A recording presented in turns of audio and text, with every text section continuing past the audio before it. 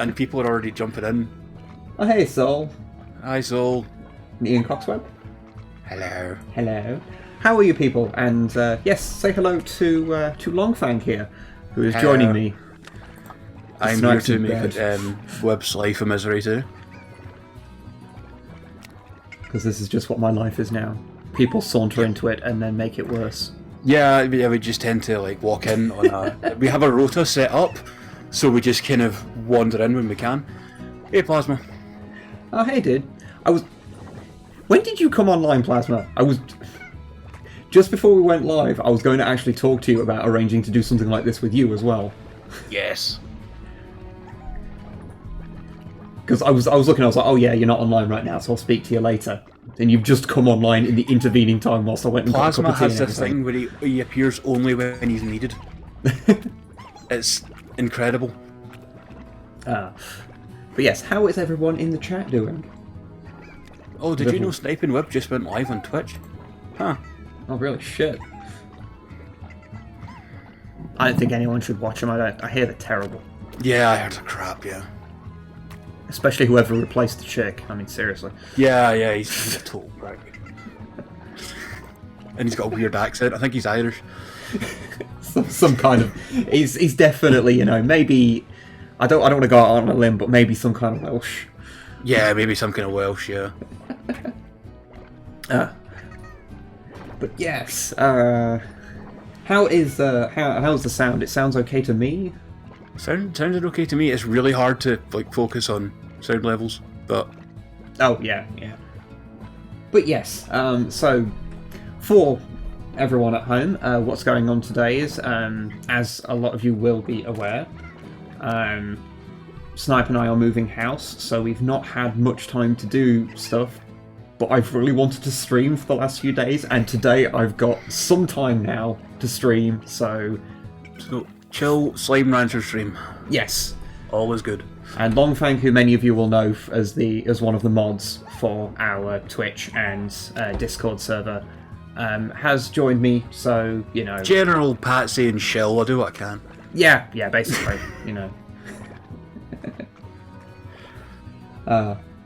This game's too adorable, though. It is, it's adorable. I'm going to start a new game, which I will call imaginatively Wib 2. Good. Because I already have one called Wib. And I shall select as my icon a carrot. Yep, that's totally sensible. Good. How's Snipe? She's okay, she's just very tired. She's been working hard as hell. Yeah. House moving is a stressful thing. Yeah. I was doing all the stuff today, calling like utility companies and stuff like that, which is... Oh, I bet that was so much fun. Oh, this is when I find out this game completely craps itself when streaming. Yeah, Web, how is the weather down south? Megamol was asking. Oh. Well, they said England, so I'm guessing they mean your end of the woods. It's been cold. We had some snow the other day, which was more than I was expecting. It was quite nice, actually, honestly. It was, because I do like snow. It also meant that the horrendously messy garden no one could see, so that was good. Perfect. Okay. Up my neck of the woods, it's been fine.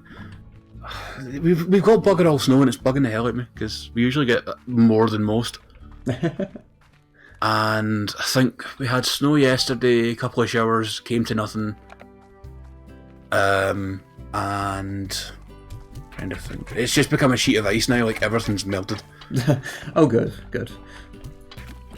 I'm just going to feed my slams. Oh, thank you, Pyro. I try. Have to, try really hard to sound awesome with this accent, to be fair, but I think that's the thing.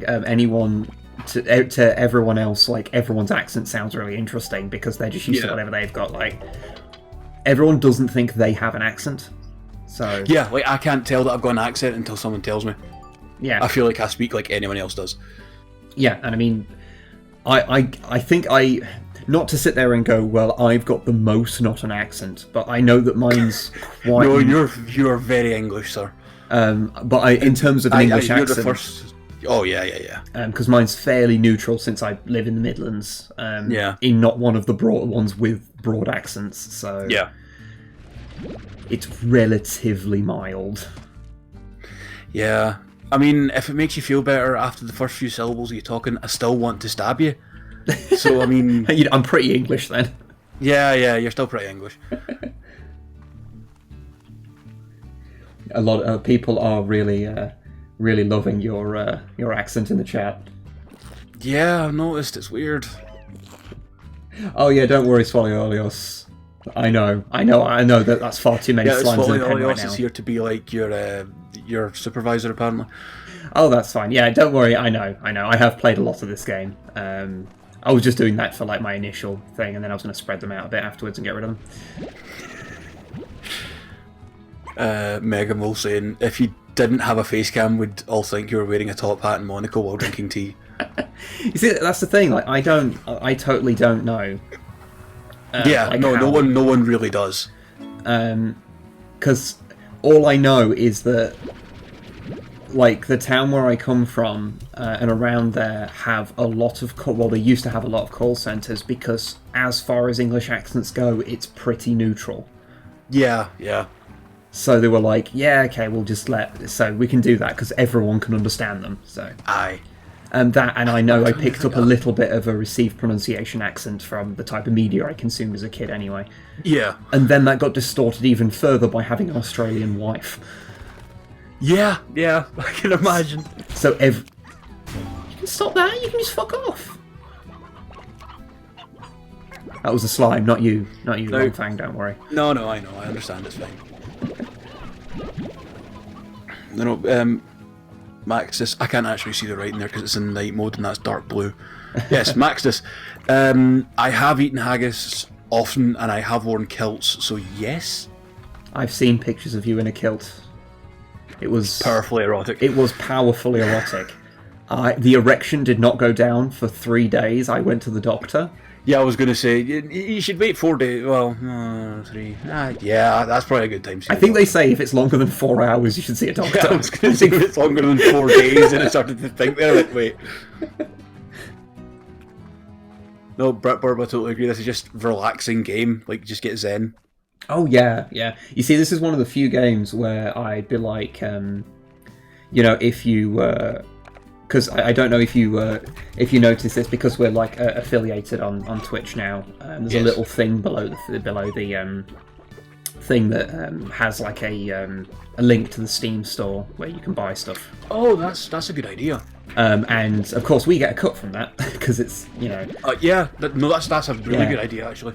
So it's one of the few games where I'd say, yeah, totally, it's worth buying. But also, don't do it because we get a cut. Just, if you do happen to see it and go, I want to buy it, then, If you do happen to want it, yeah. It's like Amazon affiliate links. It's always a good idea. Yeah. Well, actually, I don't know if it's to Steam. I don't actually know. I've not checked. I think it'll be to Steam. Probably. I can't imagine it's going anywhere else. Maybe GOG. Maybe, another possible place. Regardless. But it's not exactly going to go to bloody Uplay or something. Oh, God. Whipfang confirmed. Yep. Pyro, no, I was not at the gig, sadly, I couldn't make it. Oh, and Plasma, I was just saying earlier, we're going to... I was going to ask you to do a stream like this at some point as well, and I was going to talk to you before the stream to mention it, but you weren't online when I was just starting to set up. Yeah. So. I don't remember if I answered this, but Swally Olios, kilts are very comfortable. Super comfortable. And I will put Web in one day. I've worn a dress before. Kilts are different because they're really heavy wool. Yeah, I can imagine. Actually, and this is going to sound really strange, the dress that I have worn was not really a dress so much as a nurse's outfit. Yeah, fair enough. That's a thing for people to have a vision in their head. It was It was also about 5 times larger than it needed to be to have me in it, which was excellent. A thing. And I hope no one minds that I'm probably going to be really inefficiently playing this game, because I'm just playing it just for something to do, Soul debris does not bother me when I wear a kilt because they're made of quite heavy wool. And they're pinned at the bottom so they don't really blow up everywhere. It's fine. Also allows for easy access. Yes, it does. The worst bit about it is going for a piss when you're drunk. You're trying to hold up all of this fabric out the road. I'm trying not to piss in your spawn. Yeah. Pancakes is now imagining you dressed as a nurse from Silent Hill. Hey, look, I'll have you know I've got a surprisingly effective cleavage. You even had that tattoo and everything there. Extra attractive. Oh yeah, yeah.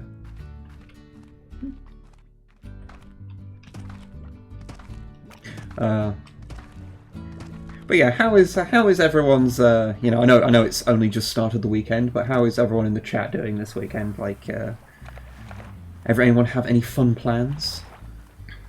I'm going to the tip. Good. To throw things away. Throw yourself in the trash where you belong. Look, I know I'm a garbage person, but you're not supposed to back that up. Well, I'm a garbage person too. I got a key. Ooh, and a beat. Beats are super useful. Oh. Ooh, and I do really enjoy the art style in this game, just how everything looks and how everything's shaded. Oh, it's gorgeous. Like there is something just so appealing about this game. It's ridiculous. Oh, I'm going to get on top of this now since a couple of folk have mentioned about Star Wars. Anyone post spoilers, I'm going to just bring out the fucking hammer. Yeah, I think they're all good, but yeah, no. I'm probably seeing it next week, and I am hopeful. I have heard mixed things from different people, but yeah, it's been weird. But you know when, like, how can I put this? You know when you hear things from people and you have enough of a handle about how different people feel about movies to go, okay, this person's opinion is probably going to line up more with mine than other people's. So, like, the people I've seen that I think line up pretty closely with mine seem to be pretty happy with it. So I'm like, okay, good. Because I like it when movies are good. No, yeah, I mean, movies being good it makes everything better. Yeah. I mean, we don't need another, like, Batman versus Superman in our lives. I still need to put you and Snipe through that at some point. I've watched Batman vs Superman. Oh, I thought it was only Suicide Squad you've watched. Sorry. No, I watched it a couple of weeks ago. God, it's fucking shite. Oh, God. It's, yeah. I mean, I have seen much worse movies, and there are certain things... I can imagine. How can I put this? There are certain aesthetic things in it that I don't entirely hate. Like, they're at least interesting. Like, it's going for something. Yeah. I like Batman. I like Batman's design. I like Ben Affleck as Batman. Yeah, it's just if he had a better script. Yeah, absolutely. No, Mega Mole, my friend's a huge DC fan, and he loved the film. But there's just stuff about it I just don't like. Like, really don't like. Yeah. The Martha thing is one of them, actually, Inquisitor Grox. You see, to me, it was just... Batman vs Superman could have been 2 or 3 good movies. Yeah. But it was kind of just a mix of... Go away, pink slimes. They just slammed everything together. And it was like, it's not a bad... Like... a bad movie in, like, a boring sense or anything, which I think are the worst ones. I find it more of a fascinating movie than, like, an out-and-out bad one. You have to, like, look at it and go, I wonder how all this happened. Yeah, that's sort of how I feel about it. Okay, let's get some more. What should I have next? Shall I get some kitty slimes or some rock slimes? I'd personally go for rock slimes, but I may be the wrong person to ask. They don't sit there playing new wave British heavy metal all the time. God damn it. Although I would kind of love it if you just got one that had, like, a jacket and, like, spikes on it, and he was just the Rob Halford slime. Yeah, I was just got the facial hair. Because they're already bald. They're already bald. Yeah. So. I think everyone's going for... Oh, wait, Britburb says kitty slimes. Swolly Olio says kitties are bastards. They are. Why not Kitty? You know, actually, that's a good point. Why not Kitty Rocks? I can just make that. I'll go do that. Because, of course, the hybrid ones are just superior on kind of an objective level. I can't help now that I'm thinking about this, that Rob Halford slime ones look like Heavy Metal Kirby. Yeah, kind of. Get out of the way, you piece of shit. There we go. Tabby slime. Oh, hello. Hello. There's some tar over here. Let's get rid of him. What is the most effective way to get rid of tar? There's two ways. Once you've got a water upgrade, you can spray them, and that gets rid of them. The other way is to just pick them up and hurl them, which is what I just did, and just hurl them just off. Throw them into the sea. Yeah. Be careful, that way lies tar. Yeah. Max is wondering if your opinion of the new Primaris Marines has changed. No, still like them. You might have to be more specific, because I like most of them. I mean, yeah, it depends on like what specific opinion it is, because I have said many things that are equal parts dumb and smart on the Nasanta Pod over the years. So some of them might be insightful and interesting, but most of them are probably terrible and stupid. And so that needs some kind of be nice. Quantifying. The Nasanta Pod is good quality non-content. But yeah, I still like the Primaris Marines. Yeah. I think that some of the like new releases in terms of like the special characters have been a bit phoned in, like especially the anniversary Primaris Marine. Yeah, I like that model, but it's for a 25th anniversary thing. It's like 30th anniversary rather. It's nothing. It's just Like it's not bad at all. But mind you, what did they do for the 25th? Was it just they re-released the Rogue Trader Marine? Well, they completely remolded the Beaky from the cover of the Rogue Trader cover. Right, yeah. No, I remember. Yeah. It was actually really cool. There's chickens. Yes, there are chickens. They're what the big ones there called? There are many chickens. Because the little ones are called chickadoos. Oh, that one just got eaten, so I can't look at him. Because there's a little one. That's a chickadoo. They're tiny and they're adorable. They occasionally do little roly-polies. Let's see if we'll do one. No, that one just ran into a wall. Good. He's my favourite. I pet him. He's the new mascot of the stream. Good old chickadoos. But yeah, some like I say, some of the new Primaris Marines, I think they kind of phoned in the design a little bit because they've sort of got one design for Primaris Marine, and then they've just been making variants of that. I understand canonically why that's the case, but but there just isn't enough variety in them yet in terms of like aesthetic. Yeah. I want to see them with wolves veggies, having a fur pelt over the shoulder. Yeah. Stuff like that.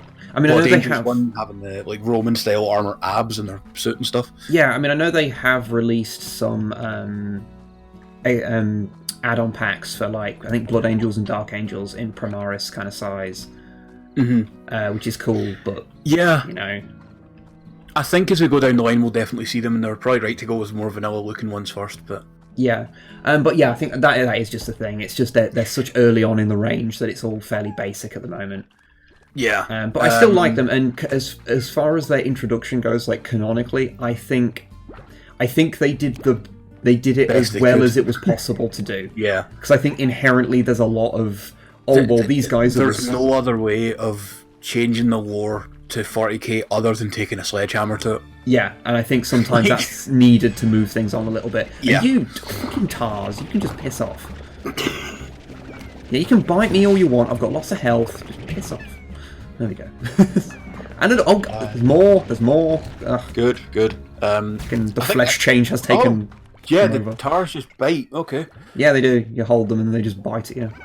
Fuckers like that. Good, here's one of the chickens. Oh no, it's not. It's a tabby plot. I apparently am blind. Good. But I'll take those because I need them. I was talking about the Primaris. Yeah, the only ones that have bugged me so far are the hero units or whatever you want to call them. HQ units. As I say, to me, it's just they need a bit more variation. But aye. And canonically, how they're put in, it's like they made the best of what they were doing. Yeah. And I know some people hate them, and I get that, but I don't agree. Yeah. Drunken Wibble stream. No, I'm perfectly sober. No, he's stone cold sober. I've never been more sober in my life. Yeah, Britburb, the expensive librarian, chaplain, captain, apothecary, all that stuff. Yeah, I mean, I would really like to okay, the old captain kit. This is me going back to 4th edition, so it may have changed, it may not have. Had a ton of extra bits in it. Yeah. Had like combi plasma gun, every melee weapon you could imagine. A lot of other stuff to just change the look of them, and I thought, if it's 25 quid, they could have done that, but they just didn't. Yeah, they're really basic for how much they cost. Yeah. And it's like, I like the models, but yeah. The models are great. But yeah, like the chaplain one, he's pimp as fuck. He's awesome. He looks like, he's basically, like they went, okay, let's make Reaper from Overwatch, but a chaplain. And also cool. And a pimp. And it's like... Yeah, okay, I didn't know that's the thing I needed in my life, but yeah, fuck it. Yeah. Oh, Juhust is the one who's drunk. Okay, fair enough, well. Happy drunk stream, Juhust. Also, the Scottish lad is Longfang. Yes. And I am just here, so live with it. I asked him to leave and he wouldn't, and I'm too scared. Yeah, you can try and ask me to leave, but then I just raise my voice. I don't like it when he raises his voice. He's a scary man. Yeah.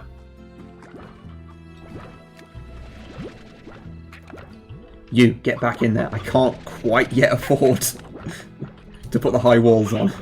Apparently I am the new Jesus. So there's that. That is a thing. I'm probably not the best Messiah to follow. He's not the Messiah. He's a very naughty boy. Yeah.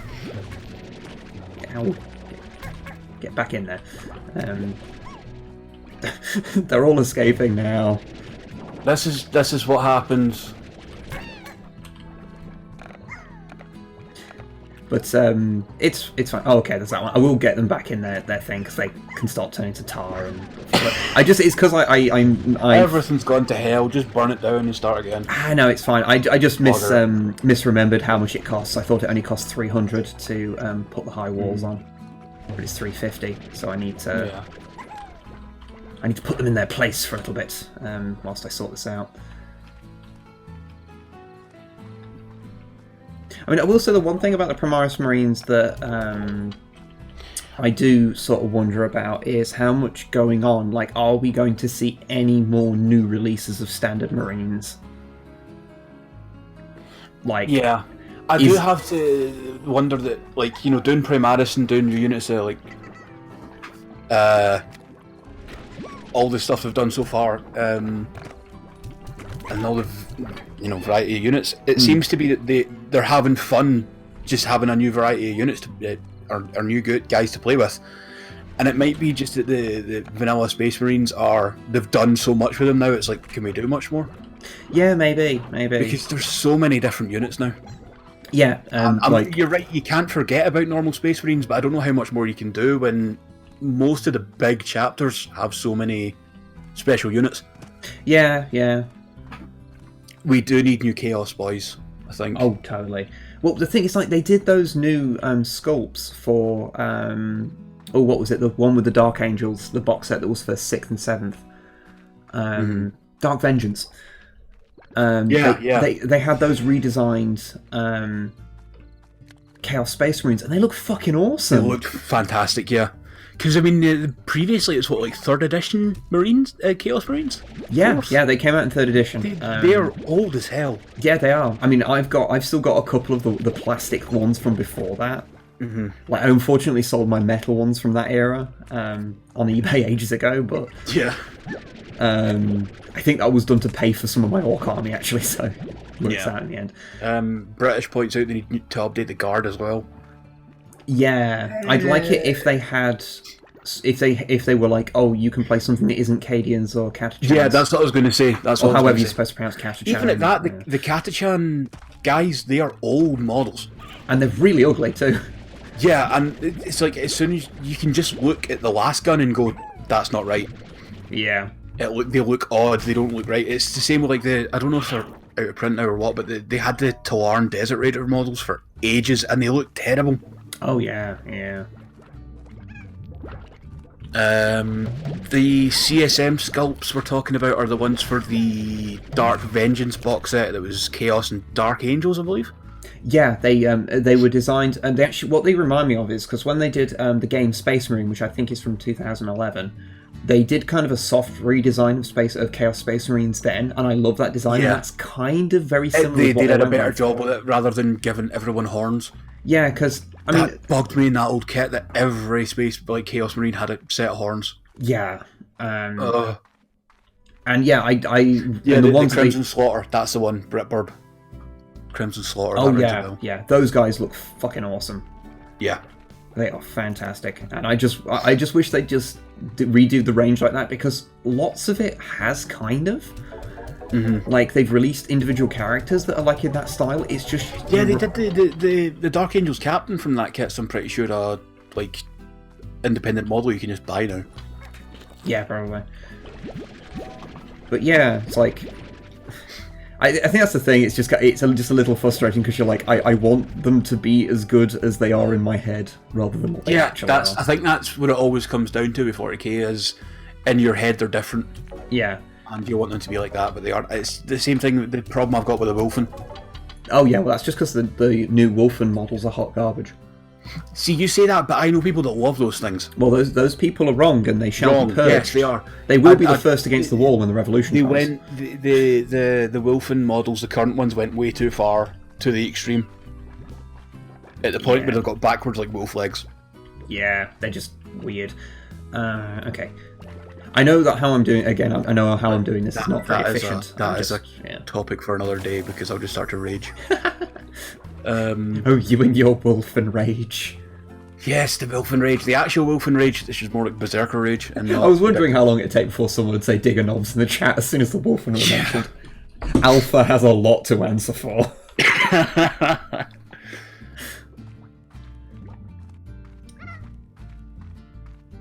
Who is it that Webb is talking with? This is Longfang. I don't know why I pointed like he's this door. Like, yep, I'm just right there. You can't see me. I'm like Webb's stand. No one can see me unless unless they're a stand user as well. I like the idea that you are actually here. Yeah, like you're just out off screen. I'm just like, no, you're not allowed on camera. Just no, stay back, man. No, this is my time to shine.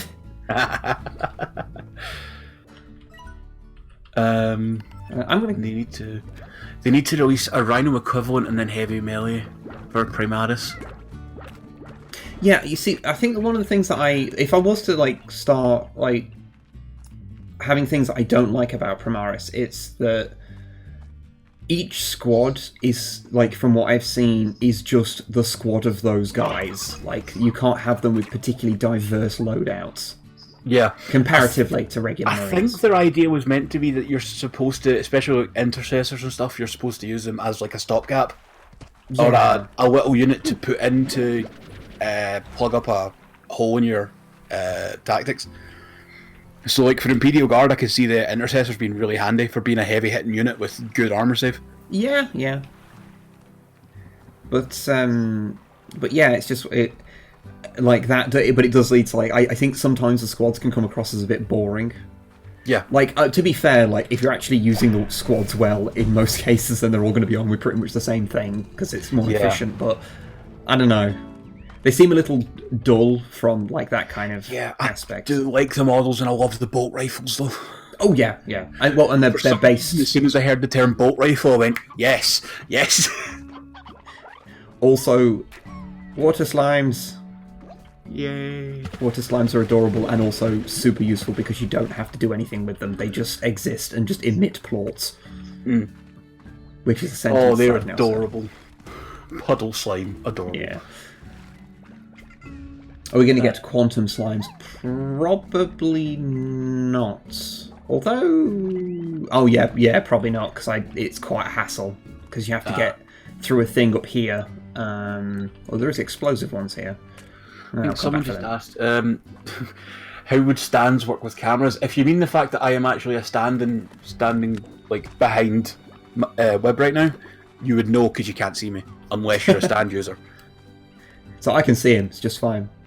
Yeah. The problem is he's wearing like his kilt that he's wearing is way too short, so it actually only comes like it's more of a belt and it's a little uncomfortable. I'm just glad there's a sporran, honestly. The problem is that you made me this way. I know.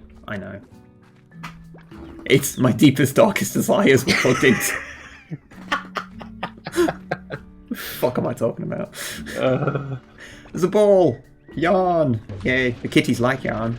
So I'm gonna fire this one right in this one's face. Yeah, there we go. You like that? No, Slime. I would not be in a camel kilt because kilts should be tartan or get the fuck out. That utilikilt thing bugs the hell out of me.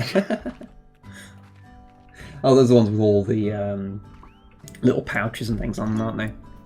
Yeah, but they're also just black or khaki or something like that. It tends to be kilts are wool, or traditionally kilts are wool with the clan tartan, colours on it. Yeah. So Longfang is basically a pale ginger pillar man. I'm not ginger, I've got brown hair, but yes. Oh, the pillar man. Oh, there's a hen, by the way, because people were asking about the chickens. They're kind of gormy. And this one's about to get eaten. Or is it not? Hen. Is someone going to eat it? Someone going to eat it? Yep, there we go. The miracle of life. Just become a David Attenborough documentary then. Oh my god, there's a fucking boom tabby. Hello. I'm going to fire you really high up in the air. There is an achievement for having one explode before it comes down. Like, they're fine. Oh, the canon we have created is bad. What's happening? I'm playing the game. Slowly, I quote, my god, Web stand Longfang in the square brackets has a plaid thong in my head. God. I think you mean tartan thong, not plaid. Plaid's a different thing. Ah!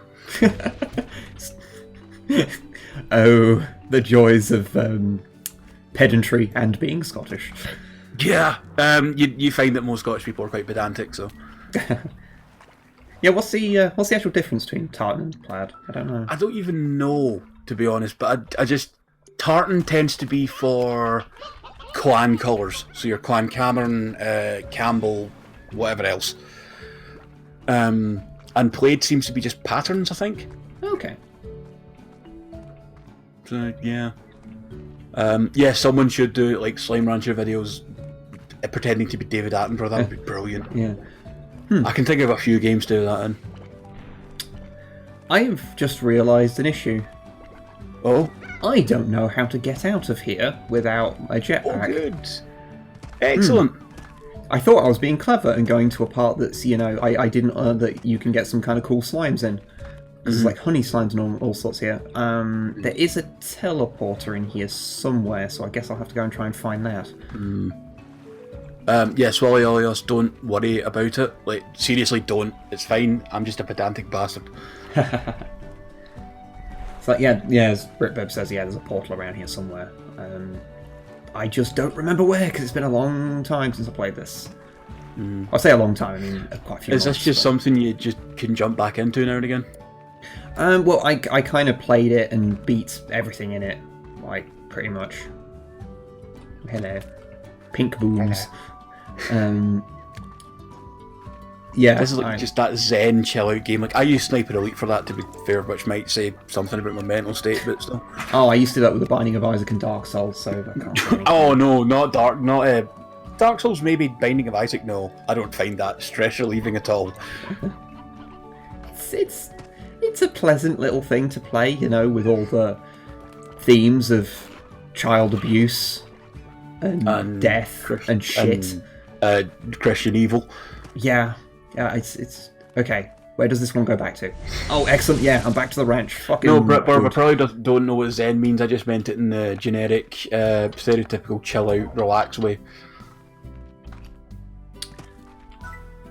How much is a pond? Oh god, I need a lot more for a pond, but I want my puddle slime because puddle slimes are adorable.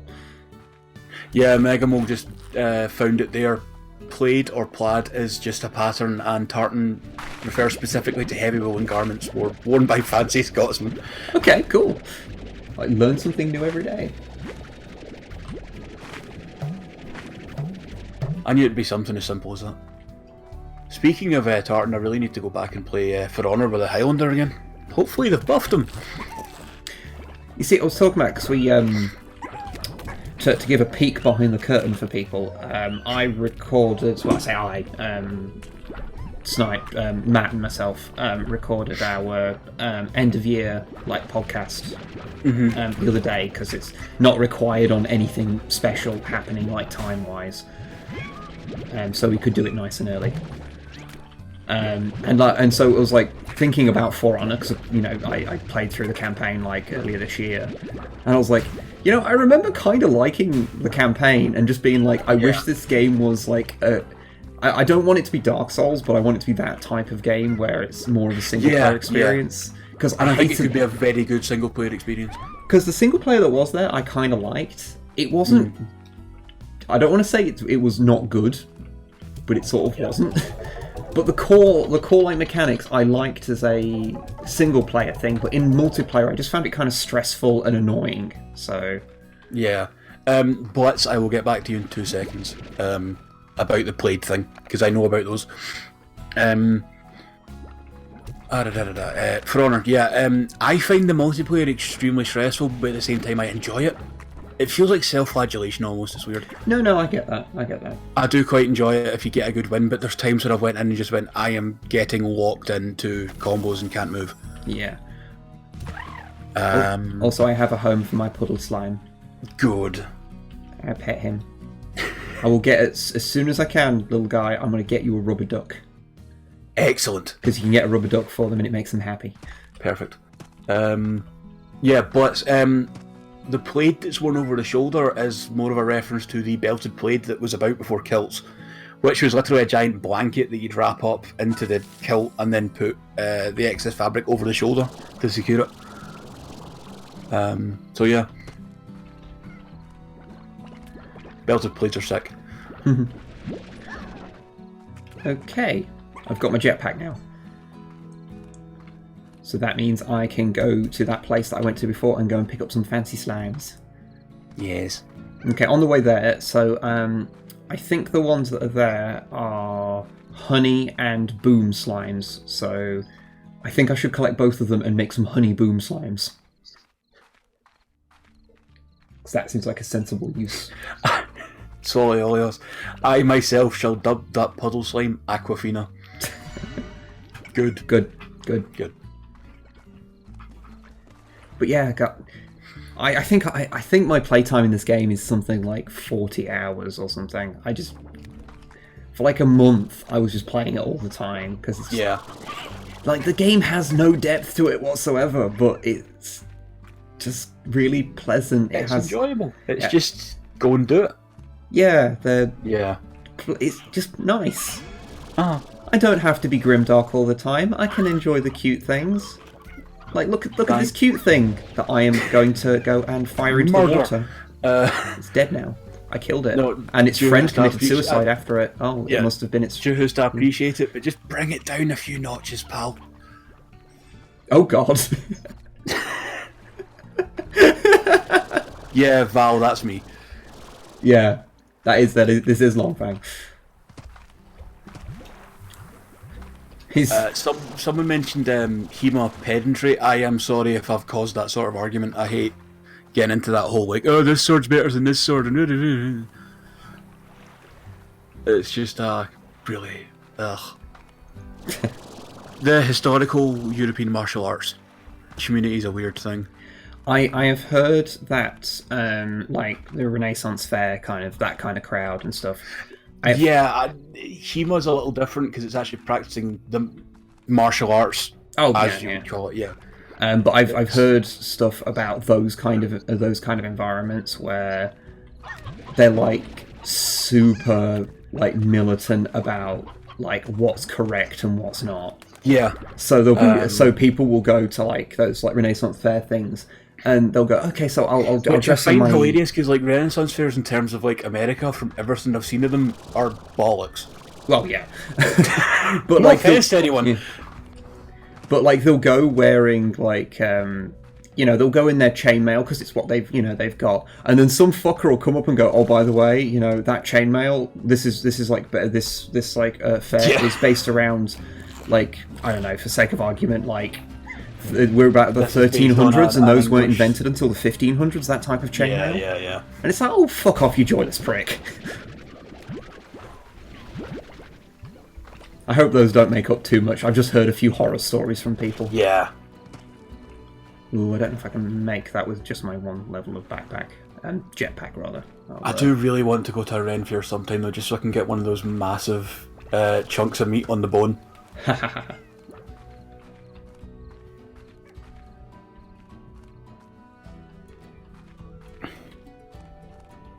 Oh, don't worry. No, I wasn't, like, annoyed with anyone. Like, No, I was we're just not annoyed at anyone. Yeah, I was just casually nattering. Like, I'm Yeah, just... we're talking bollocks. The opinions mentioned in this do not reflect the views of Sniping Web Limited. My opinions do not reflect the opinions of Sniper Whip. As a unit, we calm down each other's opinions to make us bearable human beings. Yes. Honey slime. Megamo mead is also really nice. There's what's the one I buy off Amazon? It's either Lancaster or Lancaster, I can't remember, mead, and it's delicious. And I should have sent you guys a bottle of that for Christmas, actually, Wib. Don't worry, man. Oh, I accidentally created a tar. Good. Okay, let's go and take this somewhere. You have now doomed your world. Yeah. Stop biting me. I can't see where I'm going. See, I'm just going to say, when you're in a first-person view with something that close to you, it just feels like I'm still playing Doom. Like, yeah, up in a Cacodemon's face. Oh god.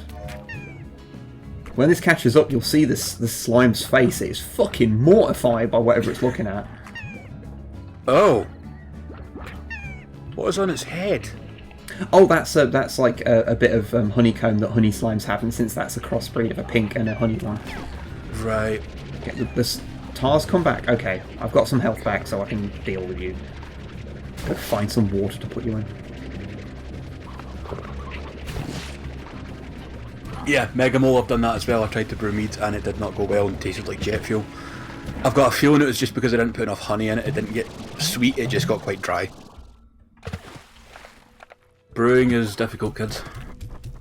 I've got a mate who used to do a lot of like making his own beer and stuff. Yeah. And I always talk to my he'd be my great granddad, who died when I was quite young. He used to make his own beer, and apparently it was fucking delicious. Yeah. Like, the family still talks about it to this day. Like, yeah, I know that type. Like, my god, it was beautiful. I know, like, if you go further up north in Scotland, there's still a lot of people that homebrew spirits, which isn't technically legal, but... and it's like, apparently up on Mull with my family up there, my mum was given a bottle of potato wine once, which I'm pretty sure is just vodka. Yeah. Because potato wine just sounds like, vodka.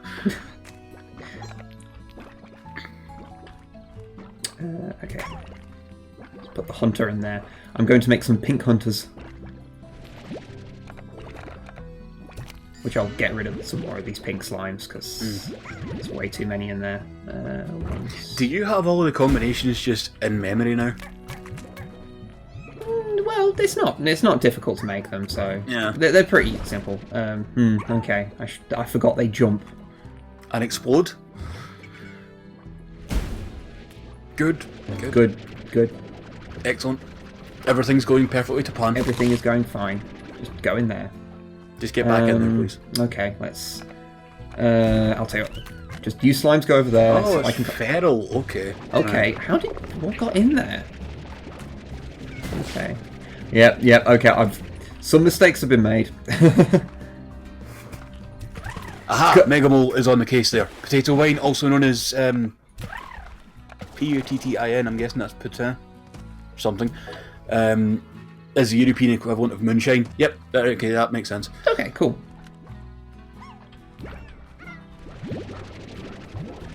Okay. Okay. The place is a bit of a mess right now. Give me a few minutes. Poutine. Right, okay, thank you, Megamole. Fucking poutine, isn't that the just cheese and No, that's... stuff on?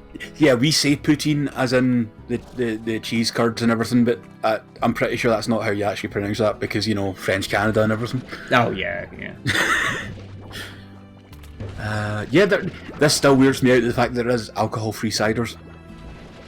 Because anytime you hear the word cider, and especially up here, it's alcoholic. And I was talking to an American once, and they were saying about how they were drinking cider at school. I'm like, are you getting pissed at school? Like, no. What?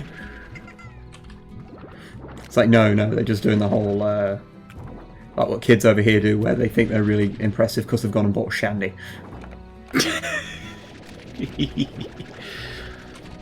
It's like, oh, this is technically alcohol. It's like, yes, it's technically.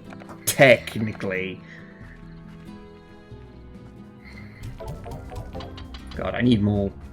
Kopparberg do make some good... I haven't tried the alcohol-free stuff, but their actual ciders are delicious. They do a really good pear cider. Oh. I think the hunter that I collected and mutated, I think that escaped and that's what became the tar. Oh. Oh well.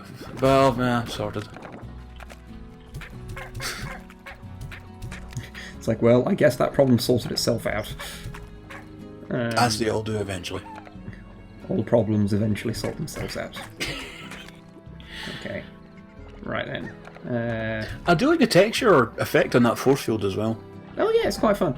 You can also, once you get later on in the game, you can change the colours of all your tech and stuff. Oh, cool. Whenever I'm like wrapping up, I'll go into my other save.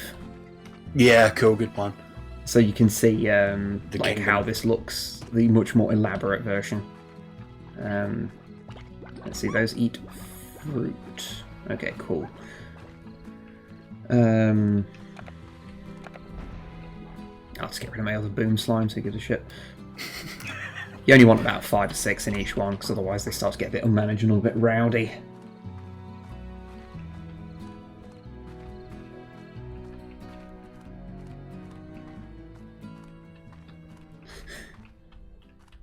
Someone's like having a Christmas pudding and bragging about, like... I got so drunk, it's like, no you didn't. No. God. You see, I kind of missed out largely on the being underage and getting drunk thing. Oh yeah, I did that at a young age. That was fun. Yeah, I had like drinks and stuff, but it was always like in a family environment. So yeah. Like one of your parents gives you a beer now and again. Or something. Yeah, so I only really like having like alka pops and shit like that. Yeah. But I only really like properly like drank once I turned 18. So. I'm trying to think of stories I can actually tell. That's a difficult bit. As a Scottish youth, you do a lot of drinking when you're too young. Well, you know, you've got to do something to deal with the fact you live in Scotland. Yeah. You live in an area where like heroin addiction and stabbing is high. You need something to do. Those are technically the greatest like contributors to the economy. Knife sales and the heroin. Methadone, I guess, would be more of a... 3-litre bottles of cider, just like I think it was Strongbow or like Frosty Jacks or White Lightning or whatever it was. Ooh, White Lightning's a classy brand, isn't it? Yeah.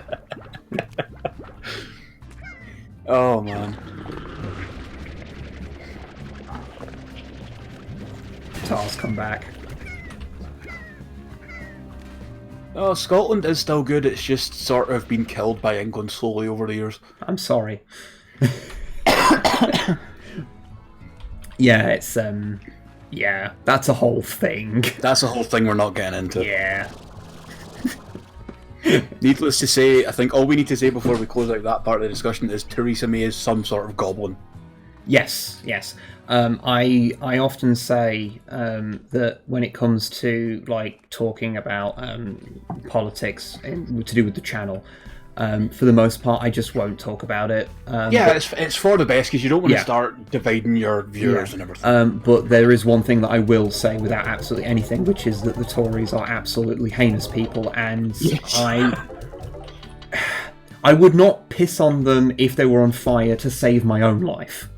Yeah, pretty much. I would go out of my way. Yeah. Like, I would damage myself. I hate them that much. Yeah. But you're like a super tanky communist or something, right?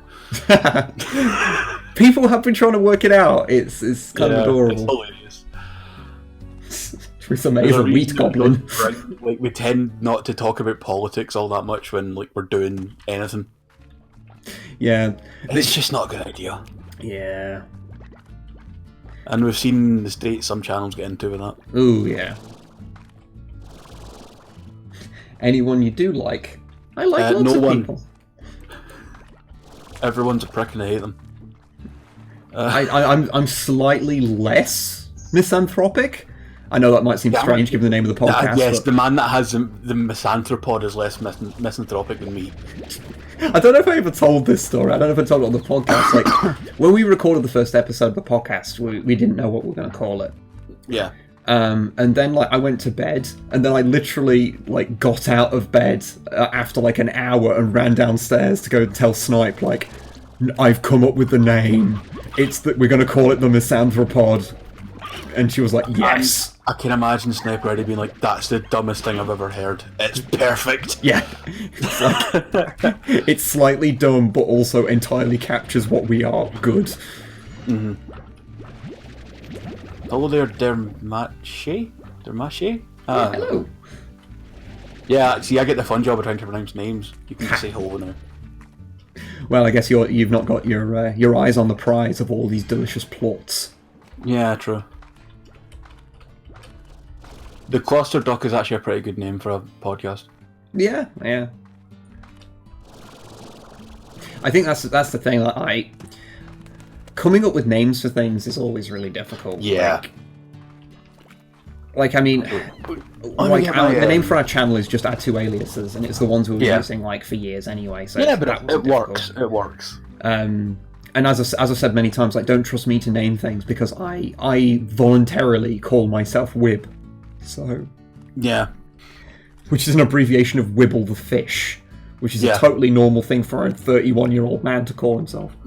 Yes, and the 26-year-old man that calls himself Longfang has some sort of argument to make against us. No, I know, it's fine. He just used a big old fanboy. You can't help it. Yeah. I can't really. I do have a Space Wolf tattoo and everything. Yeah, it's sort of like in my blood now. Do you want to know the worst one is that so the logo for the channel, the little D-pad thing. Yeah. Like, I have a tattoo of that. Yes, you do. But it's not because it's the channel's logo. It's because it's a D-pad. It's because it's a D-pad, and I just happened to have that beforehand. And then when we were looking for a logo, it's like, oh, we'll use that thing that I'd done for that. So it looks like I've been really vain and got a tattoo of my own logo. No, unless it was the shield and the wings and everything, you're fine. To be fair, the shield, I'm really happy with that logo. I fucking love it. I need some fruit so I can get or some meat so I can make those honeys and things breed. Britburb wants to fight me because he's a Dark Angel. I used to play Dark Angel, actually. So did I. I've got 3,000 points of Dark Angel sitting somewhere. Yeah, I think... Or at least 3,000 points in 4th edition currency. I don't know if I haven't taken inflation into account. I've... Because Snipe's Space Wolves are actually my old Dark Angels, like... ripped apart and reassembled with occasional Space Wolf bits and pieces. Mm-hmm. So she's got like my old Lamb Raider Crusader that's one of the ones all the metal parts. Yeah. And like it's funny because before I had that Lamb Raider, and this shows you like how old my Dark Angels army was. It was before the Land Raiders had models again, because they had one in Rogue Trader and then they stopped making them. And then midway through third, they brought Land Raiders out again, and then they brought out the Crusader, which at the time you could only have one in your chapter. Crusader kit could go fuck itself. I don't mind it, honestly. No, the Crusader kit had all the metal parts. The metal multi-miller and the metal hurricane bolters, and they wouldn't stay. There were issues, I won't lie. There were issues, you GW apologist, you. No, it's one of those things where it was obviously the changeover point and you said plastic might be a good idea. Yeah, we should probably do this thing now. Yeah. But I'll never forget that metal multi-melter on a mount that was made out of plastic that couldn't hold its weight. Oh yeah, that's a fucking mess. I had to when reassembling that for Snipe, I had to literally rebuild that entire section with green stuff. Like, 'cause the whole thing had just sheared at some point. It just bends down slowly, and then the plastic just shears right off. Do you think the cats are hungry? Because I don't know. I'm not a cat person. Because the face on this rock slime, he looks unwell. I've seen enough anime to know that expression means either it's really hungry or it really wants to fuck me. Yeah. And you know what? I think I'm just going to feed it and hope that's what it is. Yeah, that sounds like a good idea. You should get an armor cast Titan. I wouldn't mind giving one of those a go. They look really cool. They look like old school Titans. Yeah, because I think it was Fallout Boy has recently painted one in chapter Fallout colours. Boy? I couldn't remember who it was, but I remember seeing it. It's amazing. Yeah, like one of the old armor cast ones. It's really cool. Yeah. Would you prefer to be timed or coriandered? I have missed the context for that. Yeah. And I must know. Oh, okay. Don't give me vaguely sagely advice. I refuse to be saged. Fucking hell, guys. You and Snipe have the best fans. Oh yeah, you guys are amazing. I know what I'll do. I'll go feed the cat. So I'll get a bunch. And there's a fine political quote there. I've seen enough anime too. Ellipsis. Yes.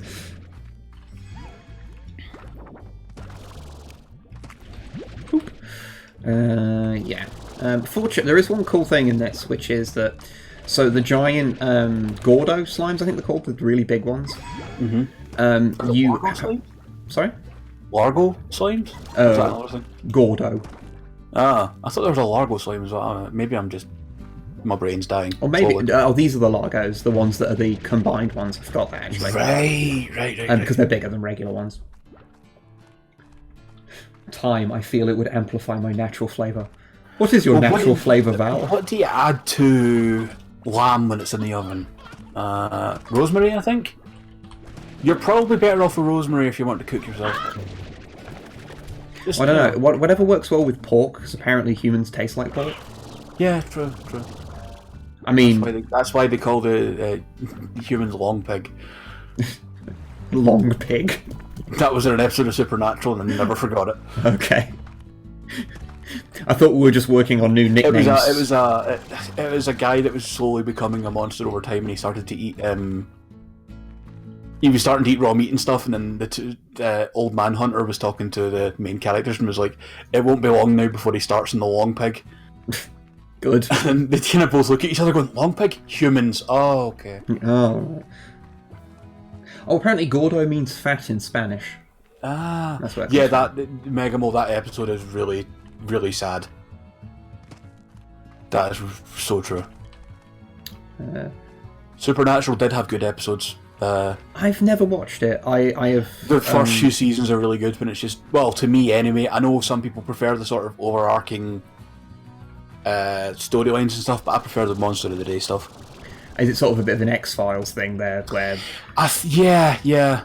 Because personally, I kind of preferred the one-off episodes of X-Files far more than the... Yeah, there's a I believe it's on the wiki page for X-Files. It lists the Monster of the Day episodes and just the storyline episodes. So you can just watch what you want. Like, I mean, it's not that the storyline ones were bad or anything. Just no, it's just you prefer the one-off stuff. Yeah. But yeah, I never. Sorry, I was looking at the chat there and I just walked off the fucking edge of a bridge. Yeah, Megamol said it there, that Supernatural up to season 5 was amazing. Yeah, I never watched it. I've only ever seen it in GIF sets on Tumblr. That's my entire knowledge. Yeah, don't get your opinions for Supernatural from Tumblr. I'm not going to. The Super Hulock community was a thing. I mean, be into whatever you want to be into, but please stop looking down the rest of us because we don't like one of those 3 shows. Yeah, like, I've never seen Sherlock, so I can't speak about it. I've not heard things that make me want to watch it, but...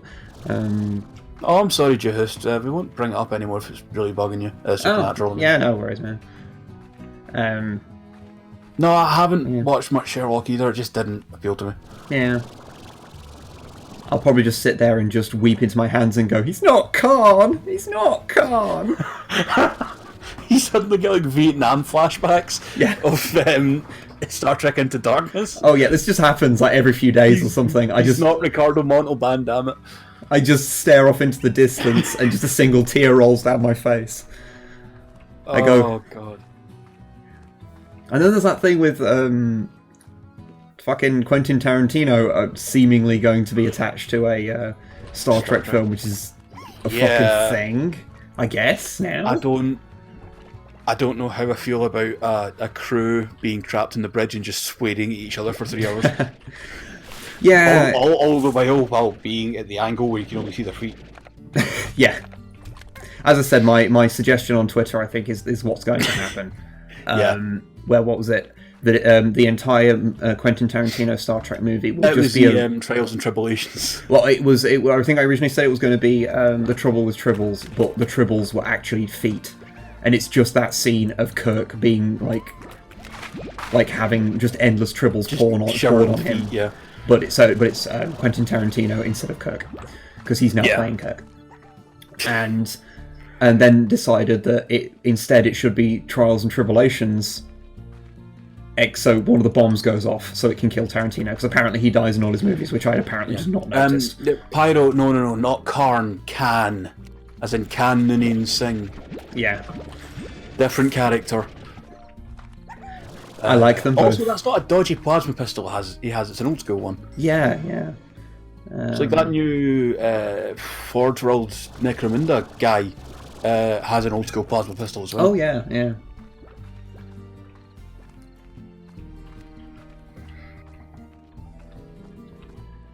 Isn't Tarantino doing a film about Charles Manson? Yeah, he's finished making it, hasn't he? I think it's... God. In fairness, much like people like Ed Gein, nearly every horror film is influenced. Yeah, every horror film based on an actual serial killer is never actually... Yeah, good point. Yeah, they're nearly always based on one of them. And they're never actually about them. Yeah. Because Texas Chainsaw Massacre certainly wasn't about Ed Gein. I can't remember who they were based on, actually. That one was based on Ed Gein. Oh, sorry. Okay. And as was Buffalo Bill and Silence of the Lambs is very Ed Gein as well. Hannibal was a good series. I heard it was really good. I only ever saw it because Snipe was watching it, and every now and again I'd look over and see the most fucked up shit. Yeah, and be you heard about the weird censorship problem they had with one episode, right? No. They go into a crime scene. There's 2 corpses strung up with their backs laid open, so that it looks like they have angel wings. Yeah, I saw that. Yeah, that was all fine, but the the TV company, can't remember who was doing it. What channel was that on again? I don't know. In America, anyway. Whatever it was. They didn't like the fact that you could see their bare arses. The corpses' bare arses. But the eviscerated humans were fine. Yeah. Good. So what they did was they caked the corpses in blood, and apparently that was fine. I don't understand. Like, priorities, man. Priorities. American, companies and their reactions to things that need to be censored. I've never understood it. Stop buzzing at me, phone. And yes, there's lots of tar there. I'm ignoring it and hoping it'll go away. Oh, I see your lovely fan. Your lovely fans, my mistake. are like sharing their recipes for long pig now. Good. Yep. Boil the torso and fry the limbs. That is not a sentence I ever expect to read in the chat, you know? Yeah, that's why I read it for you.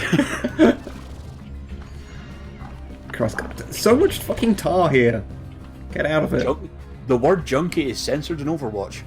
Huh. I mean, I don't know why you'd need to say that in Overwatch, but still. Well, there's a character called Junkrat, and I've heard people do that as an abbreviation. I suppose you could use that as a nickname for him, yeah. So... I mean... Yeah, but also weird. Thinking of serial killers and stuff, and those sort of movies, have you seen any of the Rob Zombie movies? I have not, no. I have heard they are bad, but that is all I know. Rejects is good. House of a Thousand Corpses, meh. Wards of Salem is the most pretentious garbage. I think you should probably watch it just to be like, oh my god, because I burst out laughing during it. Have you seen how the English Overwatch team doesn't have any English people in it? I have not, because I have... I take it that's to do with esports? Yeah. Right. Yeah, there we go then, I don't care. I don't, yeah, I was going to say, like, I don't have a problem with people who are into esports, but I personally cannot stand the concept of it. Actually, no, the only esports I like was, and this goes back a while, one of the first streams I ever watched, my mate wanted me to watch, I believe it was MLG at the time, StarCraft. And instead, we ended up, I was talking to him over Skype at the time, we ended up watching the Tekken finals instead, and it was amazing. Yeah, I think the problem for me is just I have a real negative association with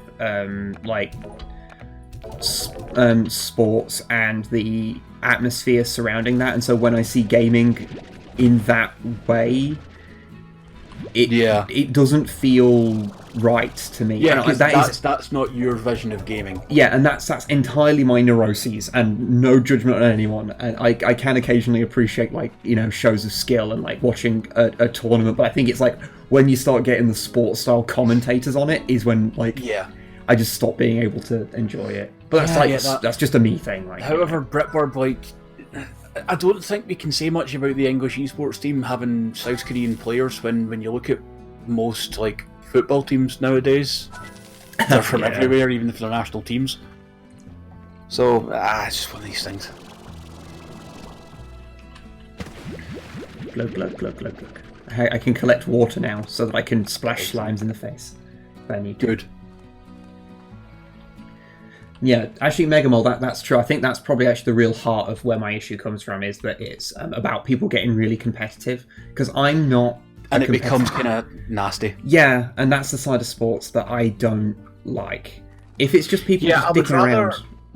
I would rather see, if we're talking, say, modern sports, like a UFC match, and the people actually shake hands or hug after it, but no, it's never about that anymore. Yeah, it's the competitive drama to build it up, and like your Conor McGregor's doing their best Ric Flair impression, you know? Yeah, I think that's really the stuff that really gets to me. And again, it's like, it's not saying those things are bad, just for me, I think it just reminds me of being a kid and how I was treated like a fucking mutant because I wasn't interested in, like, football and shit. Yeah, I'd never liked football. It's like, I gave it a go for a while of, like... I did try in a simulator, but it just didn't work. And, like, it was like, yeah, I enjoyed watching a few games, because, like, I can enjoy watching a sport, but, like, once I've seen a few games of it, I'm like, well, I've kind of seen what happens here, and I don't really care after that. The only esport I would love to see would be Blood Bowl. Actually, yeah. I can imagine if that's not taken too seriously, that would be incredible. Yeah, I mean, hell, yeah, you know, on the other side of it, like, if I was to watch, like, like, it's okay, Mega Mole, I'm still the fat guy, it's fine. No, Ric Flair the wrestler. Not Ric Flair the monster from Bad End. I didn't read all of that till like, I started to say it there, like, oh yeah. We've got fucking stream I created lore. That lore of just a ghost that goes, woo! Oh god, that game was fucking terrible. Oh god, yeah. It was like the exact opposite of this. Like, Yeah. I don't know how entertaining this is for people. Like, this is just me aimlessly playing and just doing something with my hands whilst my mouth is doing noises, really. Yeah. I mean, I'm barely even feeding my fucking slimes. I'm just hoarding them and then just making them live in this hell that I've created for them. So it's almost some sort of capitalist society. Well, you know. Well, let's just say Sociology, kids. I am taking these slimes and I am exploiting their work for my own personal gains. Aye. That's more fuel for the bourgeoisie might have a few words. I will capture the needs of slime production, of plot production. When the slimes capture it from me, I am the plot choisie. This is once again one of those things where, yeah, people are going to get this and try and work out ideologically where I stand. What the fuck we're on. Oh god. No, Megamole, I totally agree that it's literally just here to talk shite. Yeah. the slime evolution shall rise. Excellent. What have we done? I must keep them. Oh, hello Yeti. Welcome to this. Hey dude. What was? Hey, there's an. Oh, the one who explodes. I accidentally threw up there. I thought I'd throw him into the ocean. Oh well. He's probably going to get into somewhere and create a ton of tar just to make my life awkward. Oh, there he is. He's going to sit there and blow up in the middle of my turnips. Yeah. Hello, 20th Hydra. That's a lot of Hydras. Yeah, British. I don't know if anyone else will really get the wrestling references, but yeah, I know. You kids talking about them wrestlings again? How are you enjoying Warframe, Yeti? Yeah, And yeah, exactly what you said there. Who gives a shit where Web stands politically? Yeah, I can see that. I mean, I believe in the systematic destruction of all of the Dutch, but you know, we're supposed to keep that one under wraps. I don't. I have some Dutch friends. They're very nice. Which I just realised that is just. I've just literally done that. I have a black friend defense. Yeah. Okay, stream over. I've fucked everything.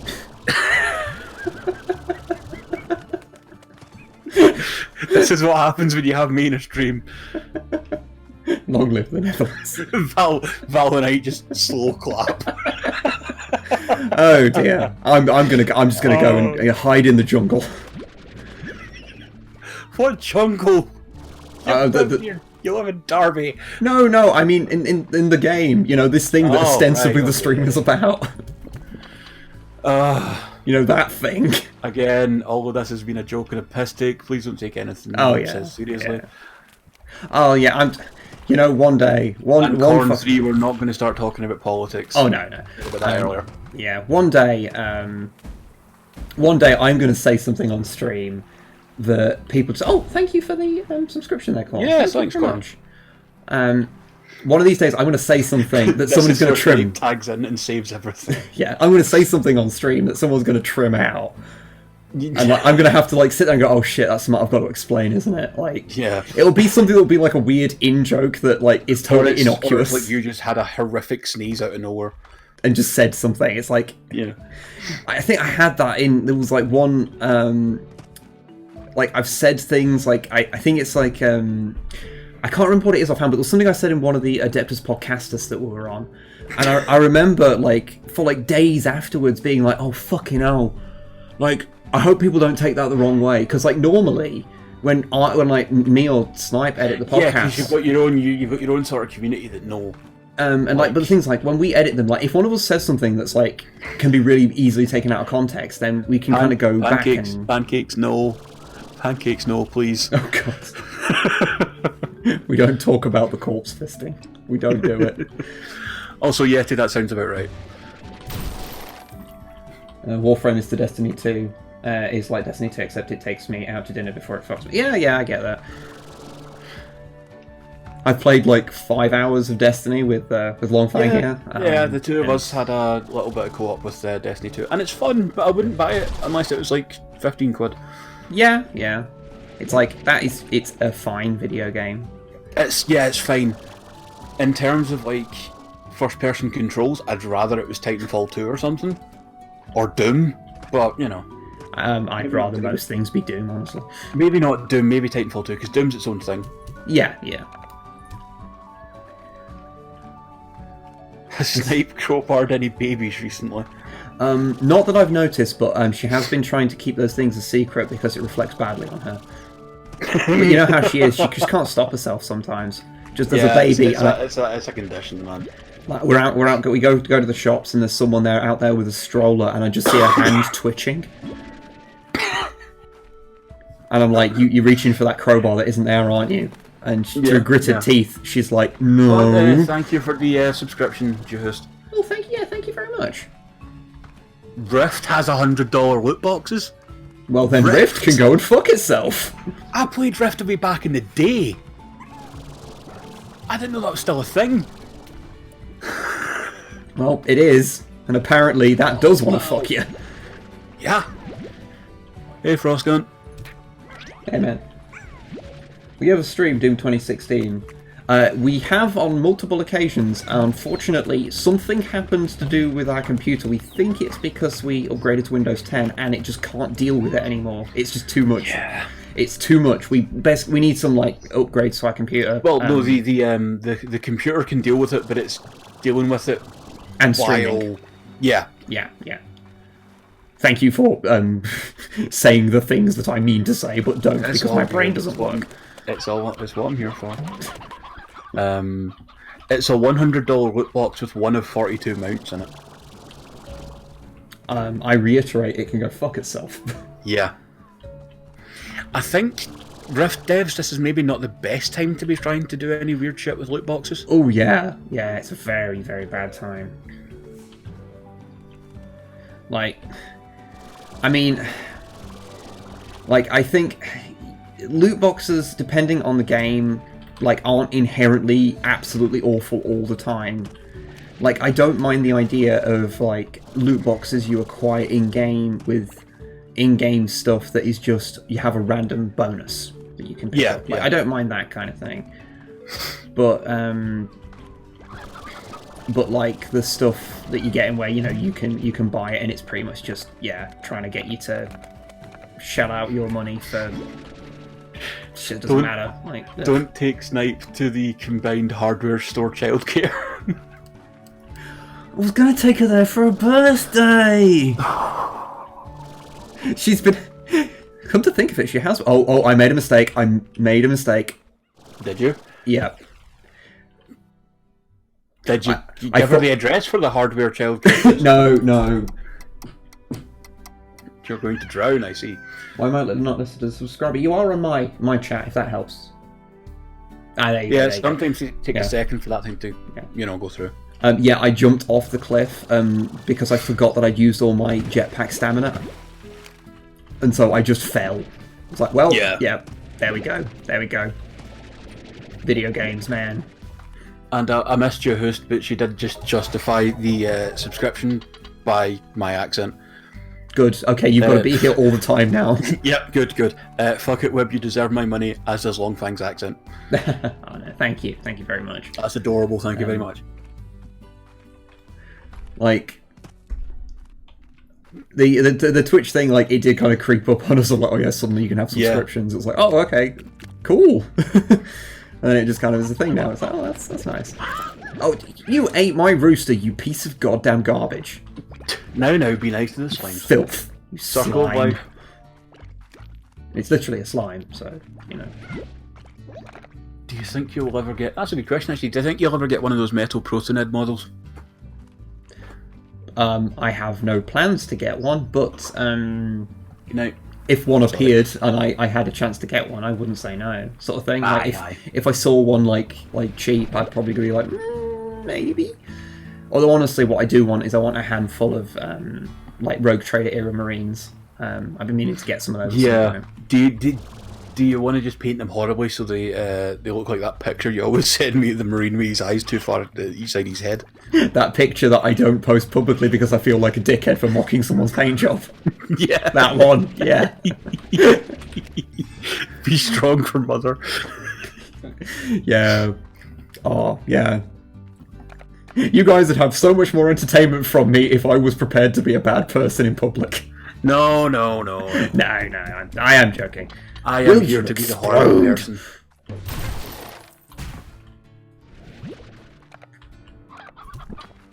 He will not explode. Yeah, but they can actually be found quite easily on eBay. I was surprised. Like Rogue Trader Marines and stuff. Oh yeah. It's more just been a matter of just, not having the money when, needing it. Yeah, Frostgun, that's not happening. Yeah. No, Battenberg will not be consumed. No. If someone sends Snipe Battenberg, I've already got free reign to grab a sledgehammer and find my way to the return address. Enact the most Space Wolfie of murder make. Oh, thank you for the sub Megamole there. Thank you. Thank you, Megamole. He said he'd give you a Rogue Trader Marine if Snipe eats Battenberg. I know it's tempting. I know it's tempting, Web, but come on, stay strong here. This is where I go. Now, we've been married for a long time, dear, and sometimes you have to make sacrifices for those that you love. Sometimes you have to take one for the team. Oh, will you just be full of my garbage, you piece of Battenberg. shit. Here's the thing with Battenberg. The sponge cake is actually fine. Yeah. The marzipan is flaky and gritty and awful. It's not like... Ugh. There are worse cakes, certainly. There are worse cakes, but this is the one that's caught on as a fucking meme. Yeah. I have my chav tactics to fend you off. Do you think chavs have anything against Scottish Neds? I have heard tales of Neds. Neds are something else, man.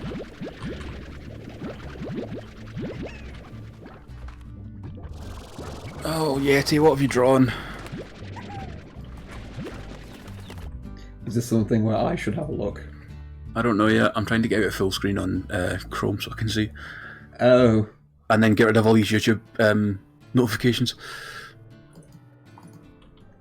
I saw it, and I am horrified. Oh, Yeti. Yep. Yep. That is a thing. Well done. Yep. Yeah, Corn 3 agrees. Yetis, Neds are much. I was going to say Yetis are much higher in the food chain. Neds are much higher in the food chain than chavs. Oh, god damn it! He needs so little to pop. Yeah, I don't know if you know this, but this game features largely, that stuff on DeviantArt where they feed people and they get bigger and bigger. That's basically the meta, game of this. Mm-hmm. Pancakes, by the way, the link isn't working for you. That's fine. Trust me, that's fine. It's probably okay. Why am I always walking to the edge of that bridge when I take a glance at the chat? I don't know. It's like my self-preservation just disappears. I think Raven Geek just said it as well. There's no real way to describe Neds. They just sort of are. To be fair, the Ned population has sort of reduced over the years, but when I was like 14, 15, they were everywhere. All in their tracksuits and sounding like nasal idiots. See, when I was at school, we called them townies for some reason. Townies? Yeah. Well, I don't know if this is actually what it stands for, but the common joke is that Neds or Ned equals non-educated delinquent, and chav is council house and violent, which is extremely mean, but still. Yeah. But God, as a kid that grew up, as a bit of an alt kid, wearing band shirts and skateboarding and stuff, I have a dim opinion of those people. Yeah. I had a lot of shit from them. Me too. What about roadmen? Roadmen? As in the guys that do the building work on the roads? Yeah, they're fine, don't get in their way. Get out of... But that guy should get out of my way. Fucking hell. Demonic outlets. Chav and Neds are British slang for arseholes, really. You might be better looking up Urban Dictionary, to be honest. Yeah, it's kind of a bit of a nebulous concept. Yeah. kind of hard to. God. I'm trying to feed Roadmen these. are a recent thing. Okay. Oh, okay. It's like a chav but evolved. Oh, I've got this image of like a chav with his stupid Burberry cap on, like evolving Pokemon style. Yeah, it's one of those funny things because just I reached a certain age and then suddenly I just stopped getting hassled because I guess it was like, oh, this person is obviously an adult. I shouldn't be messing with them. There's a couple of younger guys in the college, since I'm down in the engineering department at college, who are strutting about like old Neds. I'm like, oh no, you're like 16 years old. You give this up now before someone batters the fuck out of you. That was a. I don't know how much of a thing that is like now, but yeah, that was a whole fucking mess when like we were younger. This isn't even their final form, Longfang. Alright, so it's a Dragon Ball enemy, okay. I don't know if Angry Scotsman ranks anywhere in the Dragon Ball scale, but you know. You're a special Super Saiyan, that's a Dragon Ball thing, right? Yep, that's the thing. You aren't a Dragon Ball kid, it's okay, I understand. You will be friends with the Pickled O. Piccolo is cool as hell, shut up. No, Pickled O. I'm pretty sure that's his name. That's the legally distinct version, yes? That's the version from like the bootleg. where all the names after vegetables are just literally the vegetables. Yeah. Vegeta is just a vegetable. There we go, this one's finally exploding. Good.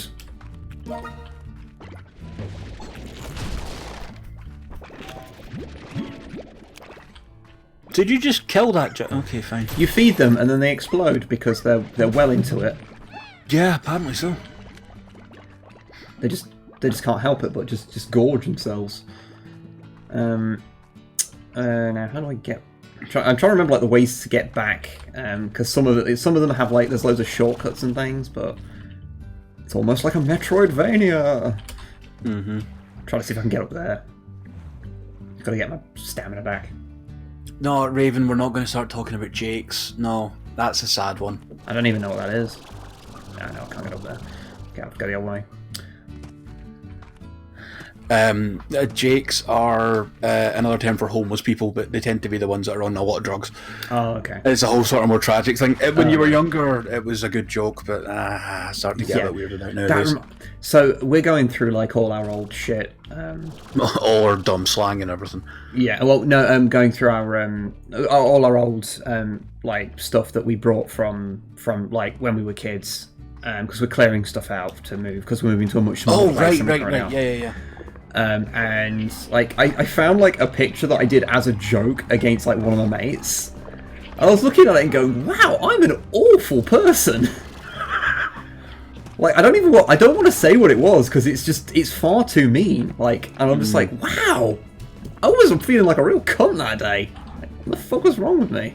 I should probably go and spend some of my money because for all of my slime ranching, I'm not actually doing much. No, you're just gathering income, it's fine, you're doing whatever a good capitalist does. Yes. I'm popping all of the slims. Slim death. Wait, what did I miss there? You have to remember though, children are the spawn of Santa? I feel like I missed part of that conversation. It's fine. It's probably okay. You are going to have fun in a week's time. Britburb, that sounds vaguely threatening. Oh, you're gonna have fun. You're gonna have so much fucking fun.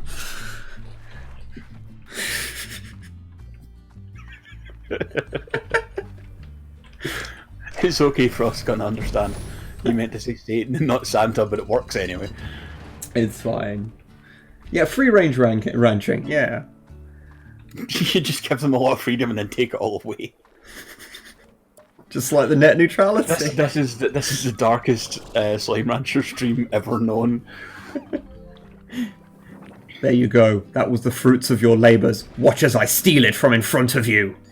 Yeah, but it is a 20-second they're moving, and that's. Oh, you meant sarcastic fun? Okay. Oh yeah. No. I assumed as much. I just had to roll with it. But yeah, that's going to be interesting. It's been a long time since I moved house, And yeah, moving into a much smaller place, which is not a bad thing because we live in a place that's far too big for us. So Yeah. like we've got like a 3-bedroom house that we're renting, and You don't need a lot of space for the 2 years. Yeah, we barely use any of it. So moving to a smaller place. Oh yeah, I watched a movie recently where the dad looks like you. Okay. Oh God. Let's take a look at that. Oh. Okay, yeah, I kind of get what you mean. I mean, it's not like a super strong resemblance, but just with the hair It's and the hair and the beard, and having quite a wrinkly forehead. What's that from? Because obviously, if people watch this on the VOD, they're gonna wonder what that is. It looks so familiar, but I can't remember what that movie is. Yeah, what movie is that from? And somebody found you on MasterChef as well, apparently. You moonlight a lot of things. Yeah. Oh yeah, that shit, you sent that. You sent that. I've seen that one. Yeah, that one's a lot less like him. But what is the name of that movie? Submarine? It's funny. Ooh. Rad slimes. Oh, these slimes are fucking rad. Like literally, I am being irradiated. I can no longer have children. Webb does look like a young and deflated John Hart. Well, I don't know how to take that. That's a massive compliment, to be fair. Oh, John Hurt, honestly, yeah. Like, if you like John Hurt, but shit, I'm like, hey, still like John Hurt. Yeah.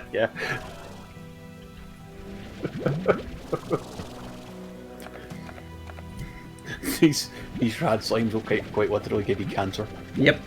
Yeah. It will irradiate your balls right off. Yeah, well, contrary to what you think, the pack that holds all the slimes in that gun is actually right round the groin. Okay.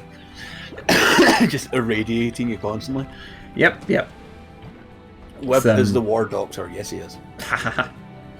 The whole thing with the war doctor, like, I keep meaning to watch it because, like, the thought of... Oh, you're more of a classic Who guy, I suppose, yeah. Yeah, like, my preferred type of Doctor Who... sorry, I just messed up some stuff over on my other screen there. That's fine. My preferred type of Doctor Who are the grumpy old bastard versions. So, like, I do quite like William Hartnell, and I really wish Peter Capaldi had scripts from old Doctor Who. Mm-hmm. Because I like the format of old Doctor Who far more than new Doctor Who. Yeah. But yeah, see that like John Hurt as a doctor is like, yeah, no, please, let's have that, and then it's like, oh yeah, it's just one off, like, yeah. And now he's dead, so like, he would have been sadly. Yeah. He's a damn good actor though. Oh yeah. He was one of the only good things in that Ultramarines movie. Yeah. Basically, that's such a good voice cast as well. Yeah, like I'm just thinking him as a chaplain, like that's glorious. Yeah, because who else was it? Like good actors. I mean, there was Sean Pertwee and Terence Stamp, Donald Sumpter, I think his name is, the guy that played the old guy in Winterfell. Guy in Winterfell. Yeah, it's Donald Sumpter, if I'm remembering his name right. Who I always quite liked. He was like, what? Oh, I forgot what they're called. It's been ages since I watched Game of Thrones. I completely missed the last season. Oh, it's been a while. The guys with all the keys around them. Whatever they're called, anyway. Oh, Maester Lewin. Yeah. Maester, yeah, that's it. That's the one. Those are the words that my brain was obstinately refusing to... Big Finish did audio dramas of the War Doctor, apparently. Oh, did they do it with Hertz, or...? I don't know. Like, did they do it before? Sadly. No, water slime. Or puddle slime. I just realised I have not even... Demonic Owlet, if you go to Snipe and Webb's channel and look up the Ultramarines review, you will be enlightened and disturbed and saddened. Oh, what's... Why are these slimes got upset faces? Do they need food? Is it... I think I remember. I think there's too many of them in here. They can only have so many. Okay, so I'll have another thing for puddle slimes. Let me just look up those could you actually have a look for me? How many people are actually watching this stream? Because it's not actually telling me. Just for my own vain reasons. 50 people. Okay, cool. I'm definitely... Will you just stay in the fucking pond? God. Damn it. In the grim darkness of the far future, there was only sand and walking. Look at these guys, they just I've put them in the pond and they just bounced out. Maybe they don't like your water. Is it chlorinated enough for them? They can fucking make do. There we go. Everyone's in. Fucking hell. Let's see. The Collected War Doctor.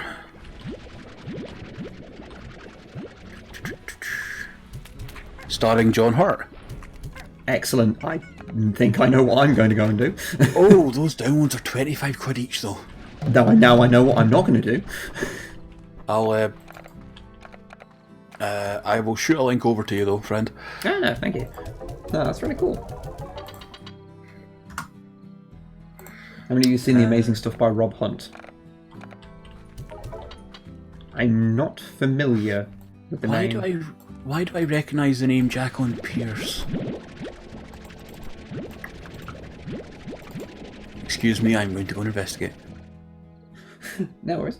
Oh yeah, the puddle slimes don't like killing slimes because they get too embarrassed, you know, because kawaii. Jacqueline Pierce was in Blake 7. Oh, okay, yeah. Which of course was written by Terry Nation, who wrote all the Dark stories. Yes. Best known as the villain Servatan. My screen's way too far away from me. Servalan from Blake 7. Okay. Oh yeah, I think I know who that is. Yeah, I've only seen like about half a season of Blake 7. But I did quite like it. It's a dark show. Oh yeah, that goes fucking places. Does that show? Yeah. I inherited a VHS collection of Blake 7. And I think I got through a couple of episodes where my young self went, is it a bit too much for me? Yeah, it's a bit much. Did you hear that the lion is fully healed in The Rock? Yeah. It's kind of weird. People keep talking about... I saw... Yeah, people keep mentioning, like, oh, the lion's alive. It's like, yeah. He's been alive for fucking... I remember reading about him being alive in the 3rd edition Dark Angels Codex. Yeah. Like, he's in The Rock. The 3rd edition Codex was a supplemental one, wasn't it? Yeah, it was. It was the little one that only cost £4. Yeah. And yeah, people are talking about it like it's new, and it's like, no, it's been... No, like... he's been asleep in the rock for a long time, and Luther's still alive there as well in a like near catatonic state, screaming about the lion returning to forgive him, I think. It's like, yeah. I guess that's the thing, like, because this stuff, but you know, some of this has been going on for so long, like... Yeah, no, Britburb, the £4 Codex was like, what, less than 30 pages, I think? Oh, yeah, well, it was. I think it was a bit bigger than that, but they were really small. I wish I could get them out and show you them, but they're literally packed, so I can't get them out and show you. I've got the Dark Angels and the Blood Angels one somewhere. Yeah, because I had that and there's the Armageddon Codex. That was when did Luther escape? I don't remember. Luther was like, his mind was busted and he was just sitting there catatonic gibbering. Wasn't he? Yeah, I think so. But again, very, very long time since I've read that stuff. Yeah, this is the consistent problem that me and Wib come up against sometimes. So, like, we know the lore, and our lore knowledge, like, an edition or so out of date. Yeah, usually. It's like, oh yeah, there's this thing, but wait a minute, that was in, like, 4th edition. Oh, okay. Whoops. So hard to keep up.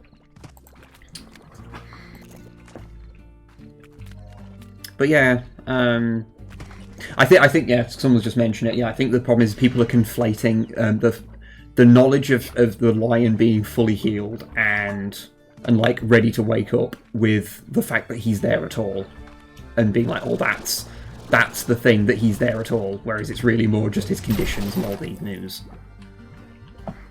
Chicken. Stop it! What's hurting me? Whoever you are, stop it. I don't approve. Oh, it'll be that fucker over there. Here, stick a carrot in your gob and stop messing with me.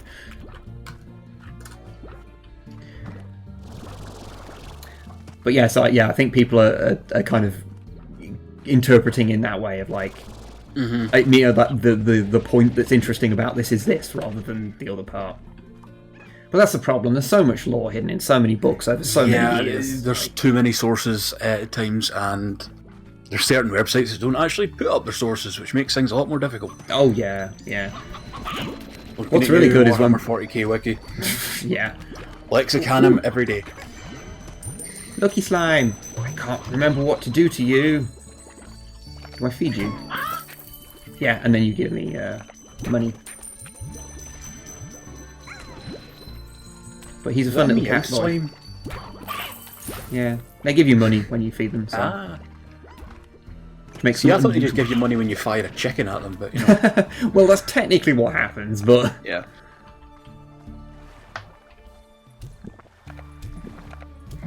Okay, this guy's finally popping. Oh yeah, he makes a portal. Can't remember what's in it though. To Fucking help. cats! Piss off! Too many cats! Too many cats! Too many cats, too many cats. They explode into their young, just like fucking... What was it? The Scorpion from the recent Star Wars game we played. Oh god. Yeah. That was Super Star Wars, right? Yes, yes it was. Okay, this is the best portal. Okay, this leads me to this section, which, because I haven't unlocked this area, or this area over here, all I can do is move around this tiny little area here, and that's it. So, well, I guess go back through the portal then. Good. Good, good. Kill the cats, all of them, do it. Do it! They're just like the younglings. Insert your Palpatine references here. Oh, one got away. They're going for a swim. Yeah, Pyro, that thread in the Discord is gone. There was a post put up about that before it went, but it's gone now. That's the main thing. Yeah, yeah. It's dead too. It's dead to us all now. Okay, I'm trying to think. I guess I should really actually do the whole slime ranching thing now. Now I've got all of the nearby. Fuck off! Oh, they ate all of my Q berries. I don't like these guys very much at all. Cut them open and then remove it from their guts. I don't think there's a bind for that. Well, this is a crap game, isn't it? Yeah, I know. I know.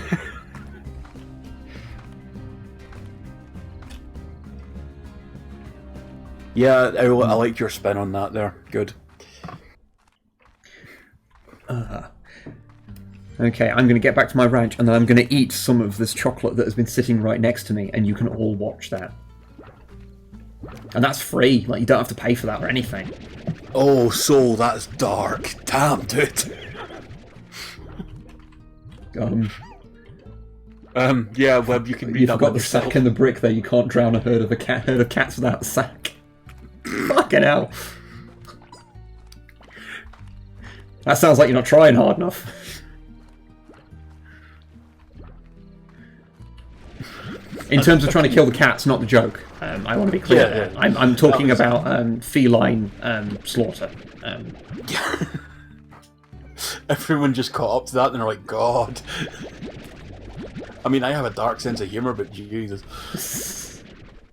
He does have the bitter soul of a lemon, yes.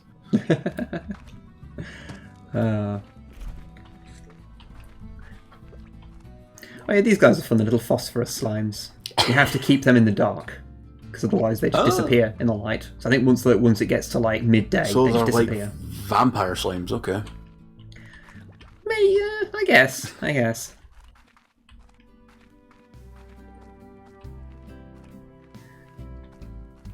£100 loot boxes to possibly see Wib eat. one in like a trillion chance to see Snipe eat a Battenberg. A sack and a brick, half of us here are chavs and Neds. We can't afford a sack, Tesco bags and stones. Will do it for me. Fucking hell. Oh, that hits home so hard.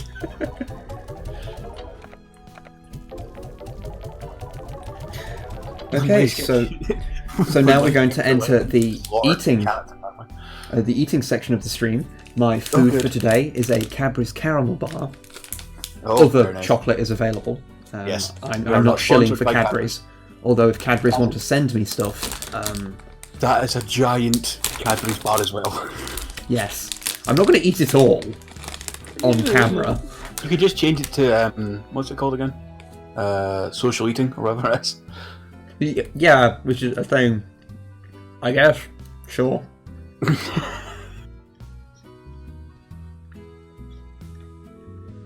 Oh my god, this is genuinely my favourite stream. Is it because of all the eating? Yeah, our Tesco's supermarket.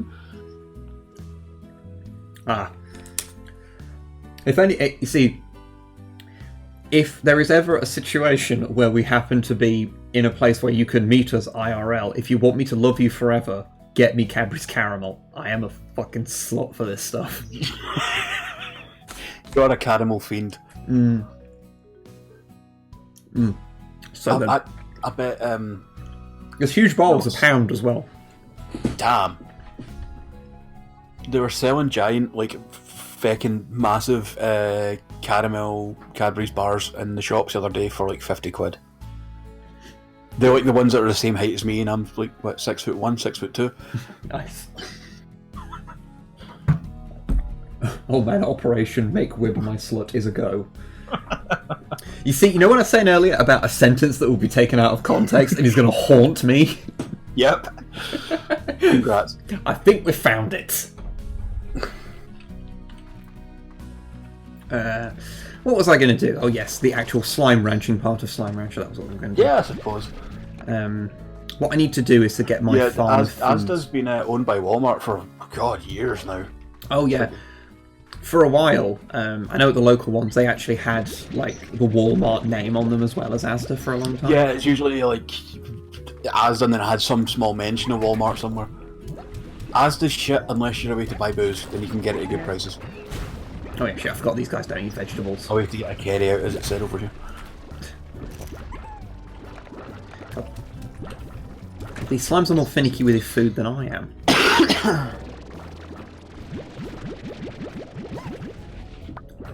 I've got the auto plort collectors for more efficient exploitation of my workforce. For more efficient exploitation of your means of plortification. Plort production. Yes. Plort-duction? Nah, that doesn't work. Asda is the only place near me that sells Kraken. Actually, yeah, Asda does have a good range of alcohol.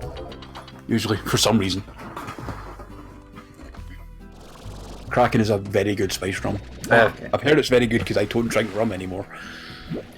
I think I've only had rum a couple of times, and I think that was during the time when I used to drink all the time, like in my early 20s.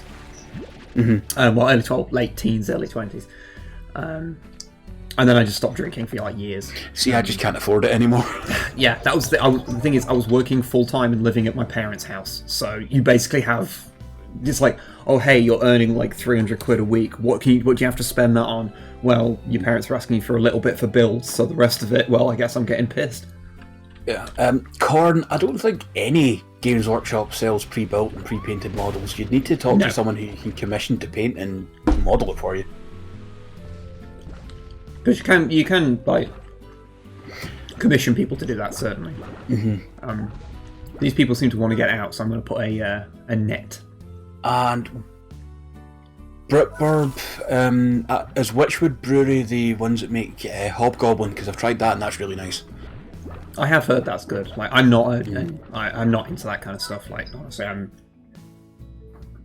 when I drink, I probably do the thing that is unhealthiest, and I only ever drink to get drunk. So, no, I quite like a beer now and again, but I tend to have like 13 beers at a time and get a buzz. Yeah, I'm just garbage basically. No, I was actually, for the amount of time I haven't drank, like I don't. Before that wedding I was the best man at not long ago, I hadn't drank in like since like Hogmanay that year, like New Year's Day. And I was surprised at the amount I could drink and stay standing, because I had a hip flask of Jack Daniels that entire day I was sipping from. Christ. The groom gave the groomsman, me, his wee brother, and the brother-in-law gave us all hip flasks and a cigar. It's awesome. Nice. But yeah, it's weird because like I think if your handwriting's like, or you're working with your hands is like really difficult, you could get someone, like you could commission someone to paint them for you. Yeah, because there's loads of people that do that, and the prices are all over the place. Like some people will paint you to like near Golden Demon quality, but it will cost you a pretty penny. Whereas some people just do like tabletop ready stuff, and I think they're quite reasonable. Yeah. Or failing that, like probably the way to go if you want to play. Or you could end up know someone who's like me, who just loves assembling models, but everything else they kind of find quite long-winded and tedious. Who like, I'm not saying I'll do this because I don't have the time, but just to be clear, I wish I could do things like this, but I just don't have the time. But I'm sure there's people out there who are like me and would be like, yeah, sure, I'll assemble them for you, like. Because yeah, I know I just enjoy painting them. So yeah, I am someone who never finds the motivation to paint, and I have a ton of stuff to do. Yeah. Oh, I finally unlocked that area, so that portal that I've unlocked actually has a purpose. It's actually useful now. Yeah. Yeah. Because that's out here. How many zones is there? Sorry? How many like unlockable zones is there? Or is this it? Okay, I've not brought it up. I've never brought the map up because I just remember where everything is. So, so this area just here, this is the ranch. That's kind of highlighted. My god! These are the different sections that you unlock.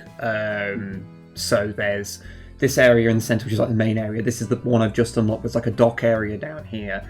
There's a cave area up here, so you can like have phosphorus slimes and things that are sensitive to light in there. And then there's one here where there's like a science building that you can research how to make things that gather honey and mine for you. All right. Okay. And then there's all of this. There's quite a lot of room to cover. Right. This area up here is the jungle area that I was in. I haven't bothered to like tag the things that give you the maps. Yeah, because I just know the area, so I've not even bothered to look at the map. And yeah, there's like that's a good sized area. Yeah, there's quite a bit. Nice. Oh, I think they've added that since last time, where it shows you where the Gordo slimes are that you haven't encountered but haven't fed yet or explored. Okay, that's cool. Don't think that was there. Yeah, it's a pretty big map. I'm sorry that we must be boring pancakes, but she's asking how much longer this stream's going to be. I don't know. I was I guess let's get to like a certain thing. What should I do? Well, you could spend if you want to just spend another 15 minutes or so, you could just jump on your other save. That's a good point, actually. Yeah. I'll show you guys what this looks like at Endgame levels. Because yeah, this is a game which, I could sit here and play for about 10 hours and not really think about it. In fact, I think when we made the video for it, after we finished recording it, I sat down and played it for about 4 hours solid. Yeah. And was like, oh yeah, I actually need to edit the video. Pancakes, don't worry, I was just being sarcastic. I know you weren't being mean. Oh yeah, don't worry, Pancakes, everything's cool. But yeah, let's... Yeah. I couldn't remember if you could load from there. There's Wib 1, where I was a dumb chicken.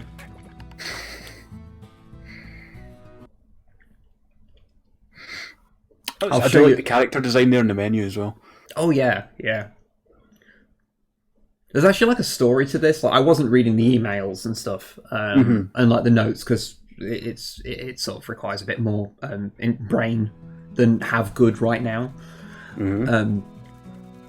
But yeah, there's like a whole story going off with what you're doing, and it's quite interesting. It's got a really nice conclusion.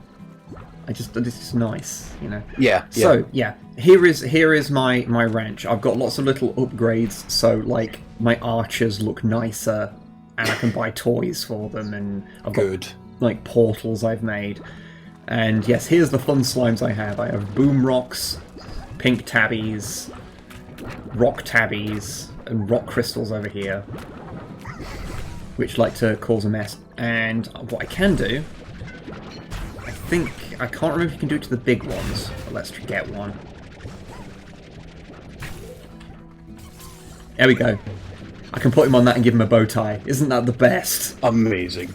A little cute bow tie.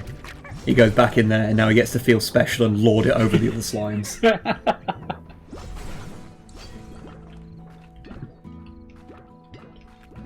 Okay, what else we got? 100 units of water. You don't have any kittens locked in a cage now, do you? Fucking hell.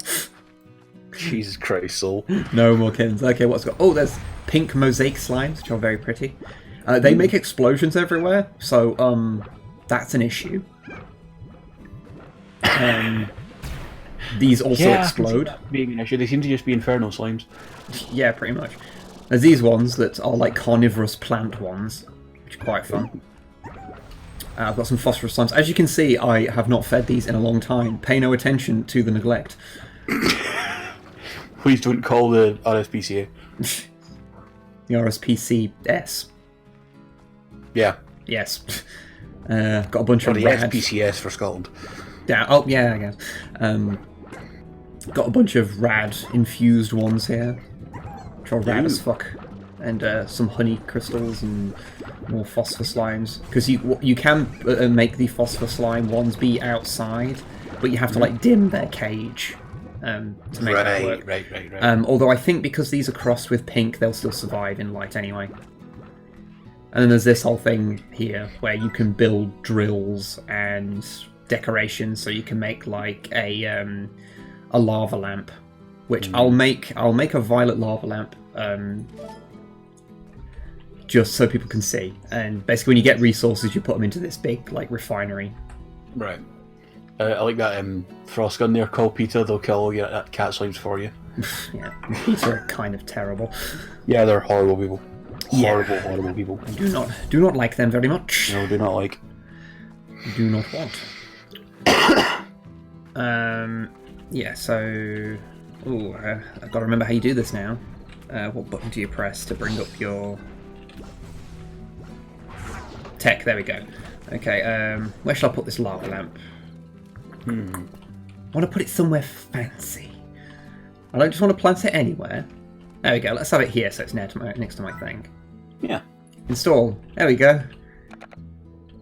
He's just a little slime in a lava lamp, and he'll just be happy. He'll just sit there. Oh, he's incredibly happy being in that lava lamp. Fucking loves it. He's well into it. He's yucking it up hard style. Yeah. It's the only way you can get off is to be in a lava lamp. Which I don't know if slimes can get off, considering that they don't seem to be able to breed in a traditional sense. They just kind of spawn. Oh yeah, there's a rubber duck you can give to the puddle slimes. Excellent.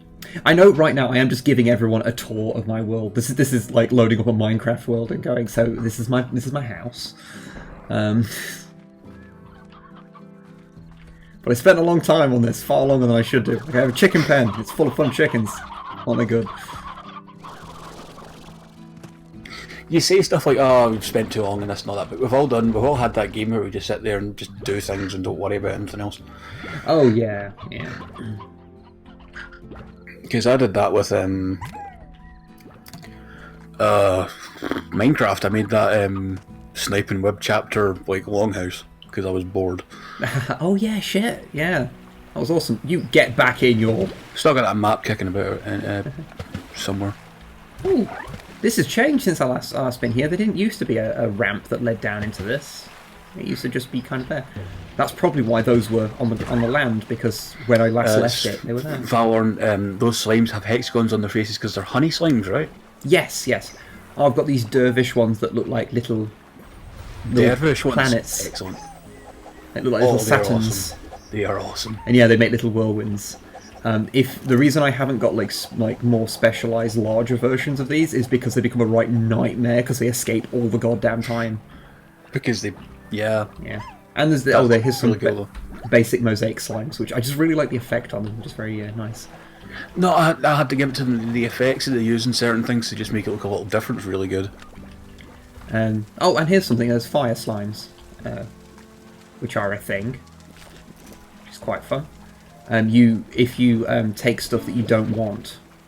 Yes, I know. I have a slime key. It's fine. I've unlocked every door I want to unlock. Yeah, so if you've got items you don't want, you throw them in there, and then it creates ash in here, which the fire slimes eat, and then they'll then give you their own plorts. Just drown them in ash. It's like, that Dark Souls 3 DLC. Yeah, but they're quite cool. They're just retextured puddle slime, but since puddle slimes are already adorable, Yeah. I guess the only other thing to show is the like unlockable extra world that you can find. I do have to ask, just for the sake of Britburb, what about the quantum slimes? I haven't got any here because they're a fucking pain in the arse and they always escape. There we go then. That's why I don't have any quantum slimes. I did used to, but you have to constantly be feeding them to keep them happy so they don't escape. And every time I got back, they'd all, like, half of them would have escaped, and I was just like, fuck this. Fuck it. But yeah, here's the extra world. I've actually done a lot to it to make it more pleasant, because these like oasis areas you have to unlock. Like, you have to make these be a thing. Can we just not talk about that stuff today? Shell stream, none of that stuff. Yeah, probably best not to. But yeah, so there's like this whole extra world you get to, and you've got to like bring it back to life. Oh, that's a really cool looking area. Yeah, what you do? I'll see if I remember where one of them is. You find these. Sorry, Val. I know you've probably got perfectly reasonable points and stuff. We're not doing any politic-y, serious stuff. We're just having a chill stream. Yeah. But yeah, there's these like special bits of water. I know there's plorts everywhere, but I don't even care. I'm rich beyond my wildest dreams. If I remember rightly, you have to go and get a certain plort, and you put it into you put it into these, and then it activates these fountains. And then if you take the water from it, it's ancient water, which you can see in the bottom there, and it lasts for 30 seconds. And then you race to, let's see if I can find one of these plants, and you squirt the water into them, and then it'll make the whole area around them come to life, which is just kind of a nice little thing. Oh, thinking about it, these are where you put the plots. It's these things you find. The amount of thought that was put into this game is kind of nuts, because at the surface it's another farming sim, and then there's just nice little bits under the surface there. Yeah, it is one of those things where it's just a nice little thing to play. I mean, I do enjoy it. It is like the only problem with this save is that because I've unlocked basically everything that's worthwhile unlocking, and like got to the end of the narrative, it's like, I mean, the only things really to unlock are a few more of these things where I can give them bow ties, which admittedly is very good. It is awesome, yes. And I'm going to give this one bow tie. Sleep well, Castor 642004. Hey, I see it. Do you play Stardew Valley? Okay, I was just going to be your assistant, but fine, take it away. I can look after myself, man. I did play it quite a bit. God, that would have been... That was out last year, wasn't it? It was 2016. And yeah, I played quite a bit of it. Did enjoy it. I don't think I got super far in it, but yeah, it's a really nice little game. It's good. It's something I keep meaning to have a shot of. There's Val saying that the multiplayer for it's not great, which is a bit of a shame. I'm just saying I want the multiplayer so bad. Oh, I thought I said the multiplayer is so bad.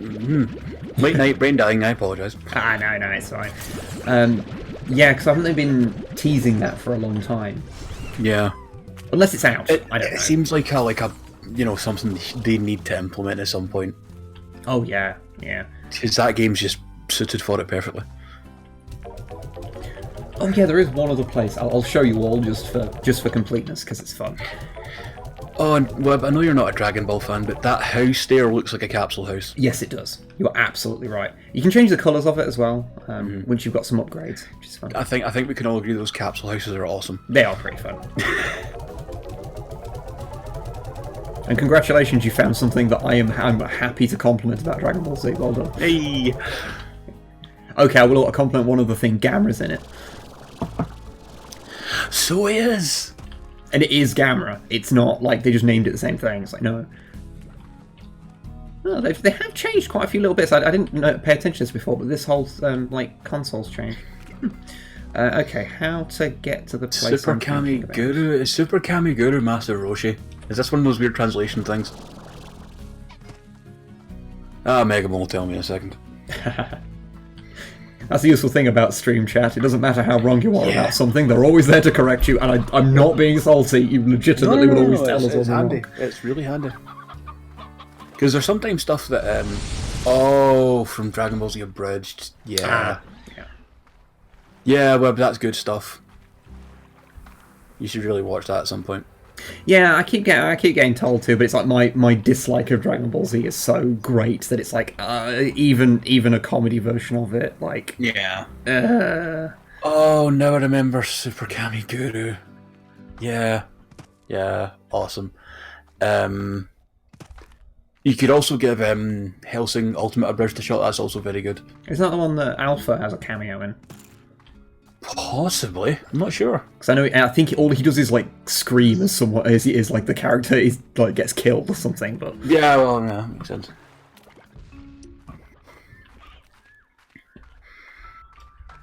But yeah, I'll show you the quantum Pancake. slimes. There is a Dragon Ball Z. There's also a Dragon Ball Z GT and a Dragon Ball Super.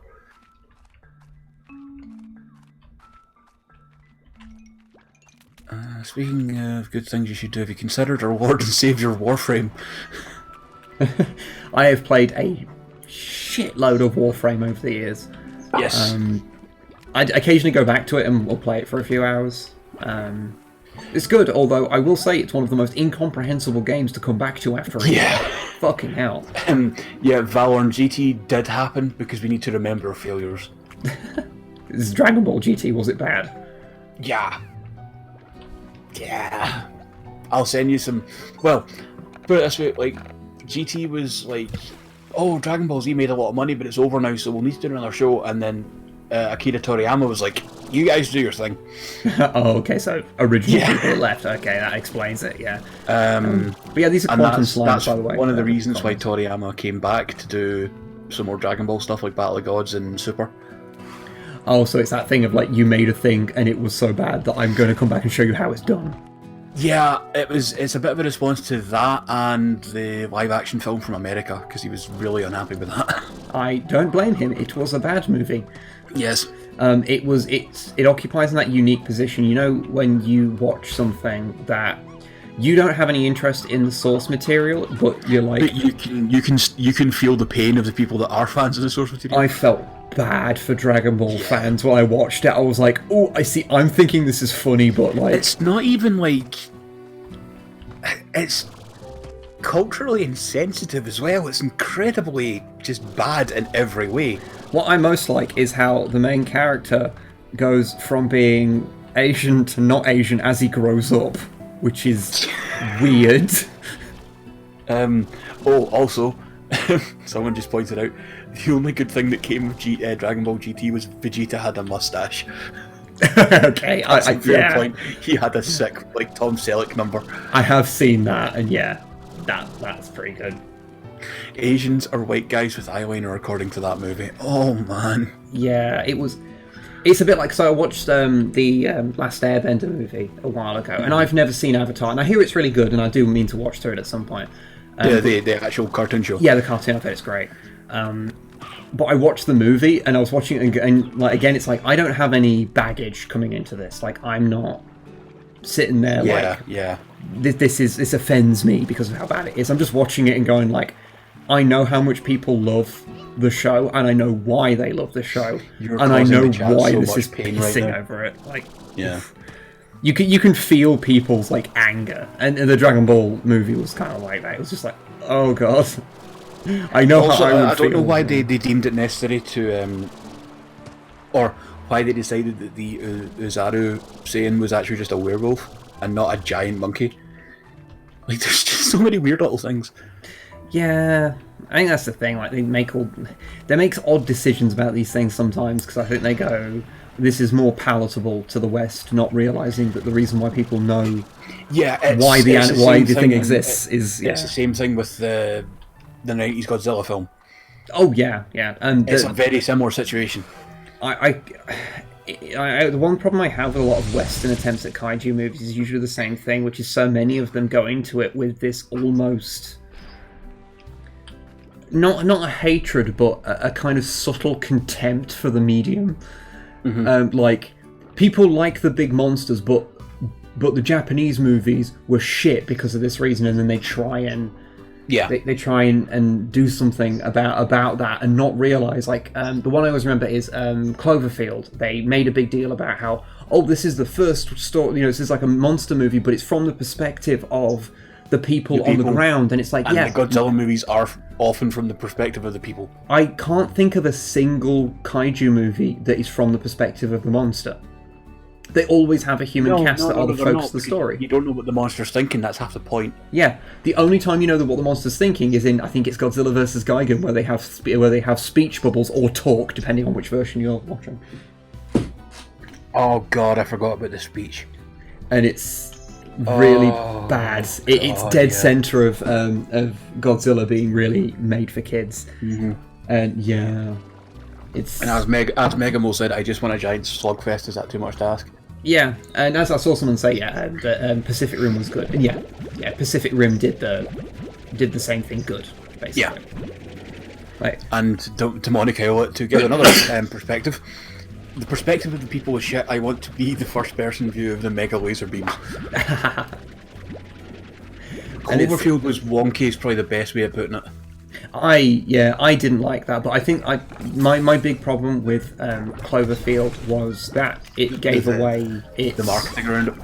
No, not that. It gave away the entire plot of the movie in the first minute of it.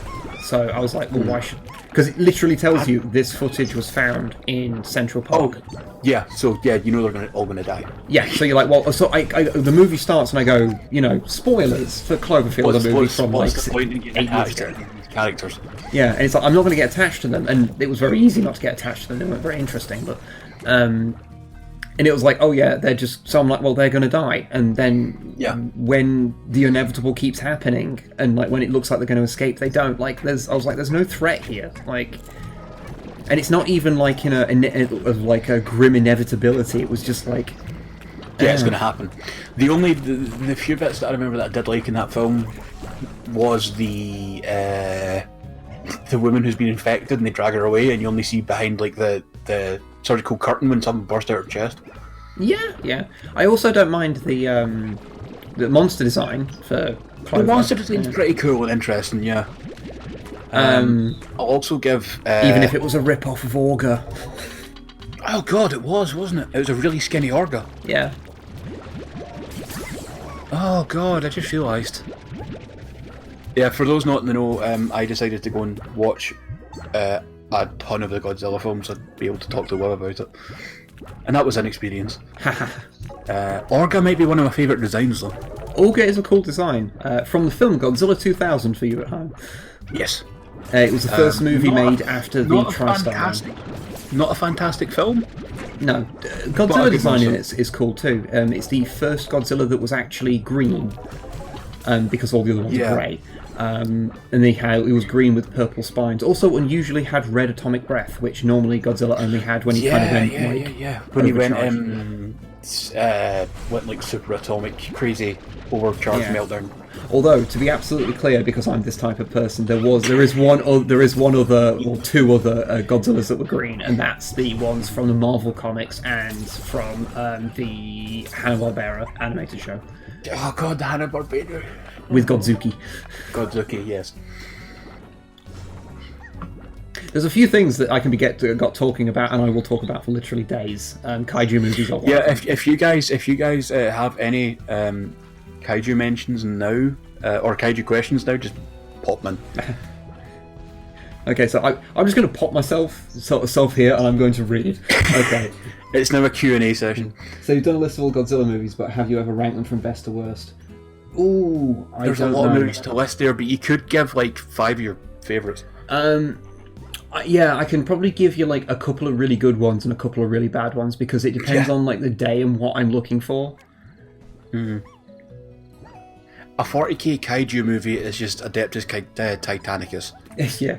And I'll go back to saying, but yeah, someone just saying, is Godzilla 2000 the 2000th Godzilla movie or from 2000? It's actually from 1999. Yeah, they called it Godzilla 2000. But it came out in the West in 2000, which is where it gets that name from. Because I think it was just called. I think it might have just been called Godzilla again, and not Godzilla again, but Godzilla in Japan. I can't remember what it was called. Oh no, shit! Was that one of the ones that was called? It was called Godzilla 99 actually. I think so. It's a weird one. But yeah, the good Godzilla movies, I'd say. My favourite one is the first one, the Godzilla, 1954 one is the best movie. I really enjoy Godzilla, Mothra, and King Ghidorah: Giant Monsters All Out Attack, the best movie with the worst name. Was that the Heisei era one, or was that the... That's the Millennium era one. Yeah.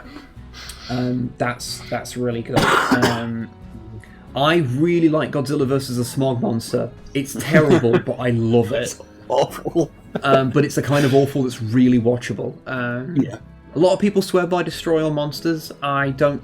I think also good, but it's a lot of reused footage. It's probably a good one to watch if you don't have much. I think that one's like the most accessible one. Yeah, it's really accessible. That's the thing. I'd say I do like. I mean, we've made a whole joke about Godzilla versus Biollante. I do really like Godzilla versus Biollante. It has some of the best like giant puppetry in it. It's great. Yeah, the Biollante puppet's incredible.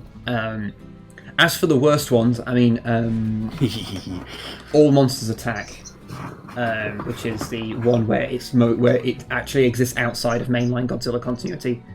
That's terrible. Godzilla vs. Megaguirus, that's really forgettable. Yeah, it's not bad. It's just forgettable. That's not one of the good ones. Godzilla Raids Again's pretty shit. Second movie. Yes. Have you seen the North Korean ripoff? Yongari is not a ripoff. It's a very weird thing. Oh yeah.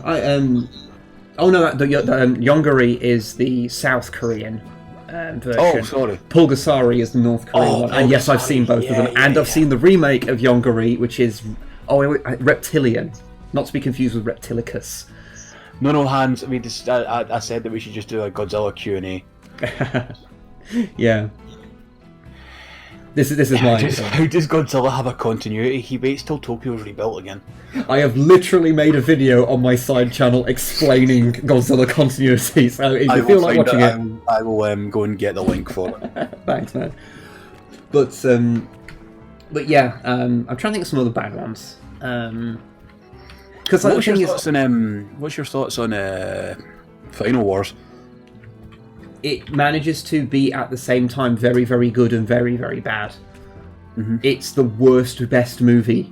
It contains a part in which Godzilla, the Japanese Godzilla, fights the American Godzilla, Zilla, and knocks him into the Sydney Opera House, destroying both Zilla and the Opera House, whilst Sum 41 plays for about 20 seconds. Yes. If anyone knows the wrestling term of jobber, TriStar Godzilla was made into a jobber. He gets ruined.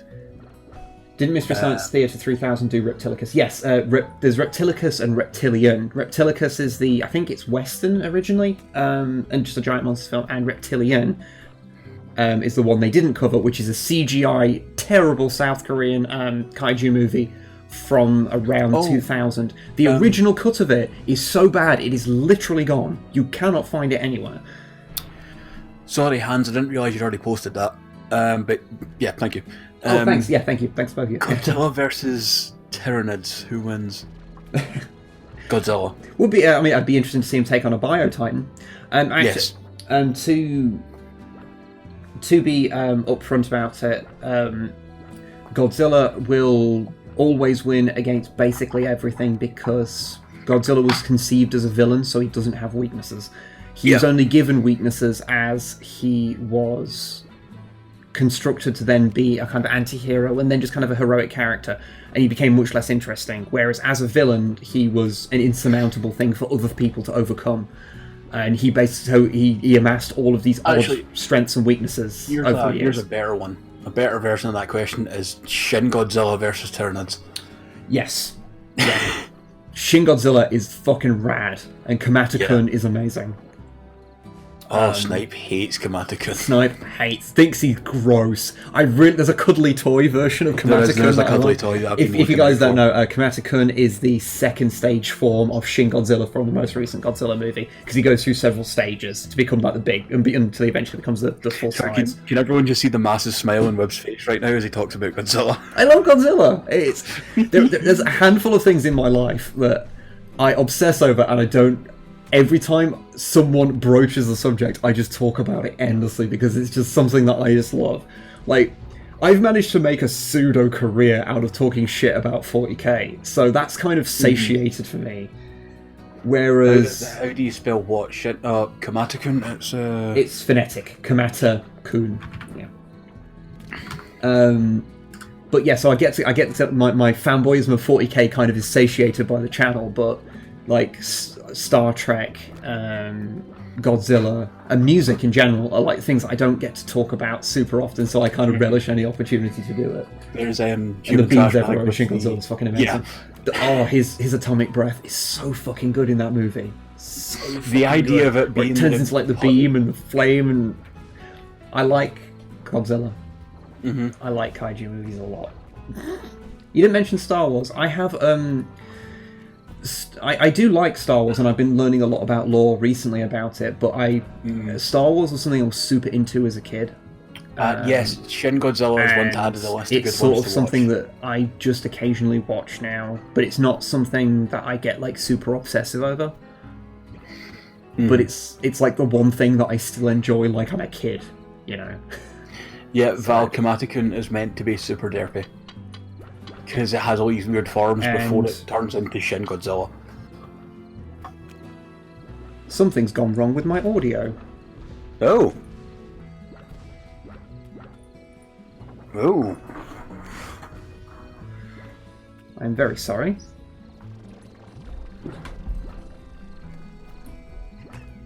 Okay. Sorry if I was talking over you there.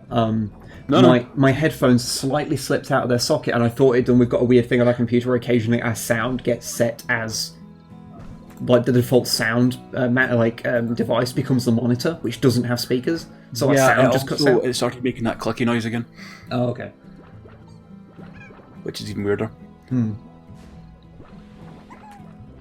But yeah, as I say, yeah, Star Wars is just kind of a thing that I just enjoy. You know. Like it's like my thing. I'm allowed to feel like a kid again while playing. Oh yeah. So I enjoy it, but not in the kind of obsessive way that I do with like Godzilla and Star Trek and 40k. You know. And even don't start us in Star Trek. Actually, just yeah. Star Trek's a whole other thing, but at least I get to talk about Star Trek a bit more often because you know I bitch about it on Twitter all the time. I'll scream about it to you. Yeah. Star Wars. Don't you remember the Godzilla versus Vader movie? What? Oh, just because it was brought up. Okay, yeah. Actually, there is a Godzilla versus Bambi short, which someone made. That is literally just Bambi sitting there eating, and then he gets stepped on. Good. The end. What do you think of the Bioshock? Do you want to double check your output source there? Because I could swear I just heard myself through your microphone. Just in case. Let me check here. It might just be picking up on the speakers. Yeah, maybe. Bioshock series is good. I still haven't played Infinite. You know what, I'm just going to quit this and just put it to a full screen thing, because I'm just talking now. It's probably for the best. Yeah, well. There we go. Hey! But yeah, I'll just take my fucking headphones off for a bit. Or I would, but I'm talking to someone, and I forgot about that. Oh, how rude. I was just used to be able to do that on the stream, of just like when we finish the game, just put the thing down. But yeah, Bioshock series. I liked Infinite and I liked the original one. Bioshock 2, it's alright. 1 and 2 are the ones that I quite enjoyed 2. for some reason. I know most people didn't, but there you go. Yeah. I know. I think it's one of those games. I was sort of done with BioShock because I came to that after playing Infinite. So I think I was just kind of done with BioShock at that point. I think that's part of the problem. Babylon 5, I've seen about 3 episodes of it. Quite like it. Just got to go back and watch more of it. Yeah. Talk about Farscape because it's amazing. Yeah, Farscape is brilliant. I fucking love Farscape. I don't think I've ever went through the whole series of Farscape, but what I do remember is the Jim Henson Creature Shop stuff. The puppetry is fantastic. It has some of the I don't particularly like a lot of the actual designs of the aliens, but the actual work that went into realizing them is amazing. So yeah. No, I totally agree there. I never got around to watching the last season. I watched like 2 episodes into the last season and then something else happened and I got distracted, but I've watched like everything up to that point and really enjoyed it. Watching bad things... Rigel can go fuck himself. Yeah, pretty much. Watching bad things happen to John Crichton over and over again. Bad things happen to John Crichton, the show. Yeah, it's really bad. Really bad sometimes. Did Snipe happen? Yeah, Snipe happened. She does exist. She's just not here tonight. Yeah, she's in bed. So, let's see what's good. Godzilla continuity is fucking confusing. Yes, it is. Yeah, as I said, that's why I made a video to it. Some people will disagree with the eras again because I only remember Heisei and Millennium. There's also the Showa era, which is the Showa. That was the other one. Thank you. And there's certain things that exist even in those that exist out of continuity. Right. The Heisei era is nice and simple because they are all one continuity that runs all the way through. Yeah, Millennium gets a bit funny with that, doesn't it? Millennium's got about, I think there's 5 movies and there's 4 continuities, or 6 movies and 5 continuities. I forget which. Something like that, because you've got the 2 Mecha Godzilla films that are one continuity, I think, don't you? Yeah, the Kiryu saga ones. Yeah.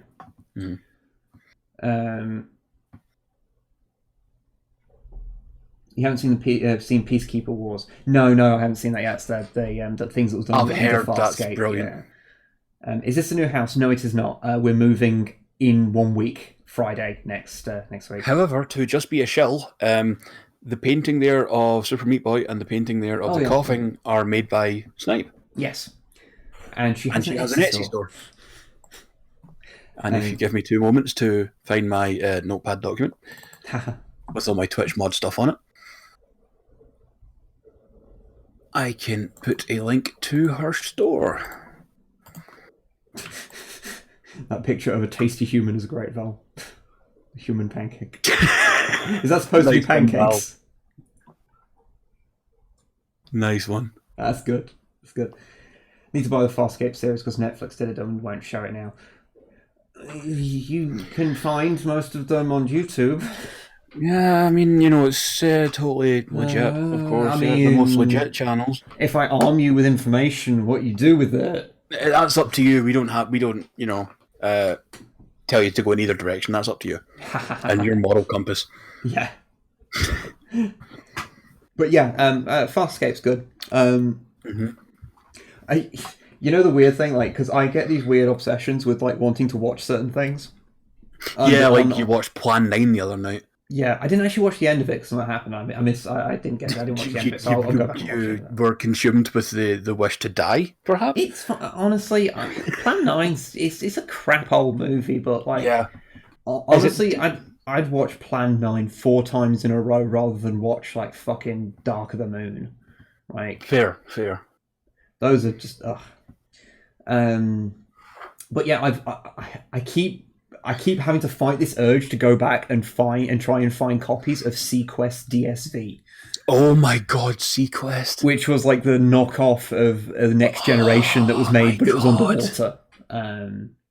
Yeah, I remember watching that.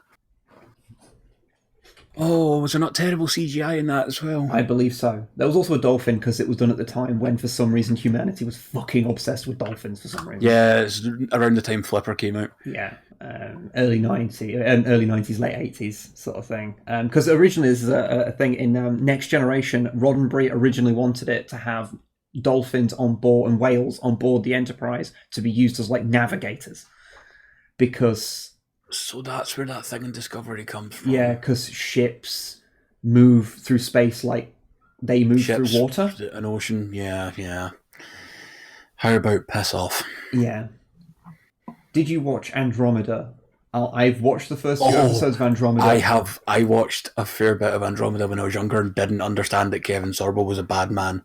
Oh, he's a right dickhead. He is. He's a bad man. He's a I do not like Kevin Sorbo, but despite the fact that he's in it, Andromeda is terrible on its own. It's a terrible, terrible show. It's not good. It's really not good. But it's very of its time as well. End up becoming like a space god or something in that show? I believe so. I think he was the Star Child. But I never watched enough to figure that out. So, why is Red Dwarf the best sci-fi series? You see, I want to argue, but also... It's a fair point, but it's also not the best one. I really like early Red Dwarf, and I know a lot of people prefer it when it went a bit Monster of the Weeky, but I really liked the first couple of seasons where it was really grim and introspective, and the intro, the grim version of the theme tune they used in the first couple of seasons, is one of my favourite openings to any sci-fi, because it completely sets the tone of hopelessness that they have, and just trying to make the best of it. I absolutely love it. Yes, I do like very some British of the later humor. stuff. I do like some of the... I haven't watched anything they've done within the last 10 years, but before that I did still watch. I just binged it on Netflix one day. Oh yeah. Gunman of the Apocalypse is good. It's also one of the ones that won an award. What did that win? I forgot what they're called. There we go. Unity. Hugo. It won a Hugo. Unity just appeared and says Lex was clearly the best sci-fi. I like Lex. It's fucking nonsense, and the last two seasons are shit. Really shit. Mostly because I remember you attempting to explain things to me, something about a universe made of hands or something, and I was like, okay. Yeah, well, the first two seasons are interesting, and every season is so distinct, and the first two are really interesting. It has its flaws certainly, and it's by today's standards. Let's just say there's a few slurs here and there used, which in that time were not considered to be so bad, but now we kind of look at them and go, you probably shouldn't. And there's things like that, and there's a lot of fan service in it, but I do quite like it. Season 3 has the big problem that it suddenly goes very serious and relies heavily on the actress playing Zev's ability to act, and she cannot. And the 4th season they go to Earth, which is how you know that a sci-fi has run out of ideas, and it's really fucking tedious, and it goes on forever. No, not hands. Stop making fun of my accent. Yeah. And in Lex, there is a whole thing where the universe is being dismantled by someone who controls these self-replicating hovering hands that take all of the matter in the universe and alter the entire galactic core gravity, because all the mass is in one place. It's fucking weird. Why does Sharp work in 40k Gaunt's Ghosts? Yeah. Is Gaunt's Ghosts, are the ghosts not more Scottish? Like Tanith? I think meaning more just the guy leading the Oh right, actual Gaunt, Commons are Gaunt, yeah. Yes, LC Wonder as a stream. Yeah. Welcome. I was playing Slime Ranch, but then wind down Q&A session. Yeah, people got me talking about Godzilla, so I stopped and started just talking about shit. Lex is based on the hands from Smash Brothers. Yes. But yeah, I'm trying to think. Going back to Red Dwarf, because you mentioned about the later seasons. Up to season 6 is pretty solid. Season 7 is very different, but I still think it has interesting moments, but it goes a bit more serious in places. The biggest problem with me watching it in a binge is that every episode's a blur and I can't remember which season's which. Yeah, I get that. Season 8 is hot garbage, don't watch it. Season 9 is Back to Earth, which is hot garbage. Don't watch it. Yeah. Season 10, I only watched about 3 episodes of, and is fine. Yeah. It's fine. I kind of feel like it's one of those shows where they should have just left it where they left it. Yeah, pretty much. I haven't seen any of the latest season. I've heard it's a bit like watching a tribute act to the greater days. Oh, no. But it's not terrible. Yeah. It's just not as good. And so I think it's one of those problems where the actors as the actors get older, they become less like their characters. Yeah. I think that's the thing. And like, there's stuff to do with like the earlier seasons where, like Chris Barry and Craig Charles fucking hated each other, like in the early seasons, and I think that does come out in their kind of. That doesn't surprise me actually. I don't know if Chris Charles is actually that likeable a guy. Oh, I've heard he's a right wanker, honestly.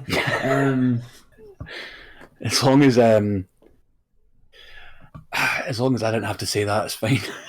Yeah, no, I've heard people who've met him because he does DJ work and he's been to like venues and things that we've played at. So I've talked to a few people who've said that he's a bit of a dick, but I've not met him. So it might just be that the people that met him on bad days. That can happen. Like that's the problem if you're in the public eye. Like people take that one perception of you from that one time they meet you and go, "This person is this." Like if any of you met me in real life, you'd probably go, "Wow, that guy's a twat," because I'd probably be like tired or depressed and talk to you and just be like, "Yeah, thank you," and I come across really rude. Portions in this one says I want more hyperdrive. Was hyperdrive the one with Nick Frost in it? Oh shit, yeah, I remember comedy that. show, yeah. I think I watched like an episode of it and was like, "Yeah, that's fine." Oh, could you turn your speaker volume down, or your headphone volume, because I think it's coming through a little bit. Oh, that's interesting, because there's no sound coming through. Everything's muted in my end. Because I'm hearing something like I can just faintly hear myself. That's really weird. Yeah. I don't know if anyone else can hear that, but I can, so yeah. Because I've got nothing, like the stream's muted on my PC. Oh no, I mean through your headphones, your microphone is picking up the thing from that. It can happen. Oh, do you know what it is? I've got the other headphone in my hand and it's probably near the mic. Sorry. Ah, okay. No. I didn't even think of that. Yeah. I am not used to this. I am amateur at most. Hey, no. Yeah, so it can hear the slightest feedback. Yeah, like I say, it happens. Like, sorry, folks. Stargate Destiny? What? Didn't they try to make a Stargate branch off? Was that not a Stargate Universe or something? Yeah, because they made Atlantis and Universe, didn't they? Because there was a few. Yeah, it was Universe. I remember watching a few, like Stargate, like especially when the SG-1 first started. Wasn't super like bothered by it. It was fine because I liked the original movie, or at least I did at the time. One of the many movies I need to go back and see how. I need to go back and watch that as well. But yeah, it's another one of those series I need to go back and look at, because it's got some interesting ideas going on, and I kind of want to see. Plus, it has MacGyver in it, so Yeah, sorry, Frostgun, sorry. But didn't Universe have like Robert Carlyle in it as well? I don't remember, honestly. I only remember like vaguely. I remember that MacGyver's extensively a good actor. SG-1, and that's it. That's all I know. The Swedes love British humour, and I love it. Even a show's infantile as Hyperdrive is great compared to Swedish comedy shows. I've heard Swedish comedy shows are really fucking dark. Like, as dark, like British humour can get really grim sometimes. Yeah, there was a couple of shows I remember when I was a little younger on BBC Three and BBC Four that were dark as hell. Yeah, and then there was stuff like Monkey Dust, and I'm just saying that to see your expression on the stream. Yeah, everyone. If you feel like putting yourself through some of the more extreme ends of British comedy's weird darkness, go look at some clips on YouTube of a show called Monkey Dust. Monkey Dust was no Megaball Blackadder season 4 might mean grim, but we mean actually straight up dark. Yeah, Oh, now Swedish comedians are mostly poop and pee. Oh, that's a shame. Black Books is kind of dark. Mighty Bush can get really dark as well, yeah. Yeah. I mean, of course, But Monkey Dust, it's a whole other thing. I blame the League of Gentlemen for making British humour get really dark again. Yeah, and League of Gentlemen, I couldn't watch. It just made me painfully uncomfortable. There's parts of that hit really close to home, and some of it's just fucking horror. Straight up, is just horror. Like the Christmas special, I remember seeing that like when that first aired, and I would have been like, I wasn't a kid, but I was quite young. I think I was possibly a young teenager. I don't remember what year. Is that the one where the guy comes in out of the snow with the snow globe in his hand as he dies and shit? I think so. Yeah. It's just like half of it is just a fucking horror, and it's like because the local people skit ended up being the guy that was always asking if everyone's local went to the building site they were working at and murdered everyone. Yeah. With a shovel. It's like, oh my god. The League of Gentlemen is far less oppressive in the live show, because I've seen some recordings of it. Because I can imagine the live show's a bit lighter. Yeah. Although I saw some people talking about it the other day, and they were like, you know, some of the things from that show are again a thing when you look at them through a modern lens and you go, that's possibly. Oh no, totally. Do you not remember the "She's My Wife Now" guy? Yeah, Papa Lazarou, who's in blackface basically. Which probably wouldn't fly now. And there was the cab driver Babs, who was a trans woman, but was played off as just being a big burly builder in a dress. Although the real joke there is the thing that I realised is that the joke is actually against everyone who reacts badly to her, because everyone in the town completely accepts her. That's actually quite good. Yeah. Anyone remember Bottom, Corvus says? I watched through all of Bottom about 2 years ago, because I was like, I just wanted to watch some British comedy that I hadn't seen in a long time. And that's just crass slapstick. It's crass, really. But it's still better than modern British comedy. Yeah. I like, and young ones I really like as well. And the Hitchhiker's Guide to the Galaxy TV series is fucking great. So much better than the movie. Even though the shit ending of the movie was written by Douglas Adams, because he went, Americans will never buy the original ending, so I'll give them a happy one. That's literally the reason. But yeah. Opinions on Urban Gothic. I've never seen it.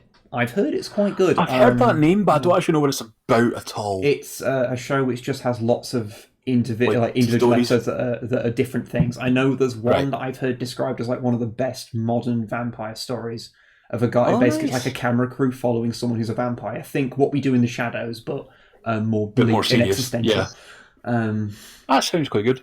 Yeah, I've heard it's quite good. I do mean to watch it at some point. That's the thing. There's so many good TV shows, and yet I waste my time watching Star Trek Discovery. We need to remember that in the midst of all these actually good British TV shows, there's a lot of crap ones as well. Oh, absolutely. I've seen Dead Snow. That's a very good film, actually. But we've got stuff like Torchwood is not great. And the other one I was thinking of there, Primeval, was goddamn awful. Well, I think that's the thing, because people overseas only ever see the stuff that's considered worthy of exporting, and they get a misconception that British TV is anything other than garbage, and mostly just variants on Bargain Hunt during the day. I've not had a TV license for about 5 years because of this. Bargain Hunt. The only thing that nearly makes me get a TV license is the existence of Robot Wars. Yeah. But yeah. Let's see. Oh yeah, Primeval reused Walking with Dinosaurs props. I forgot about that. I guess it makes sense. But no, Torchwood, I never got into it at all. I don't think the writing was that great.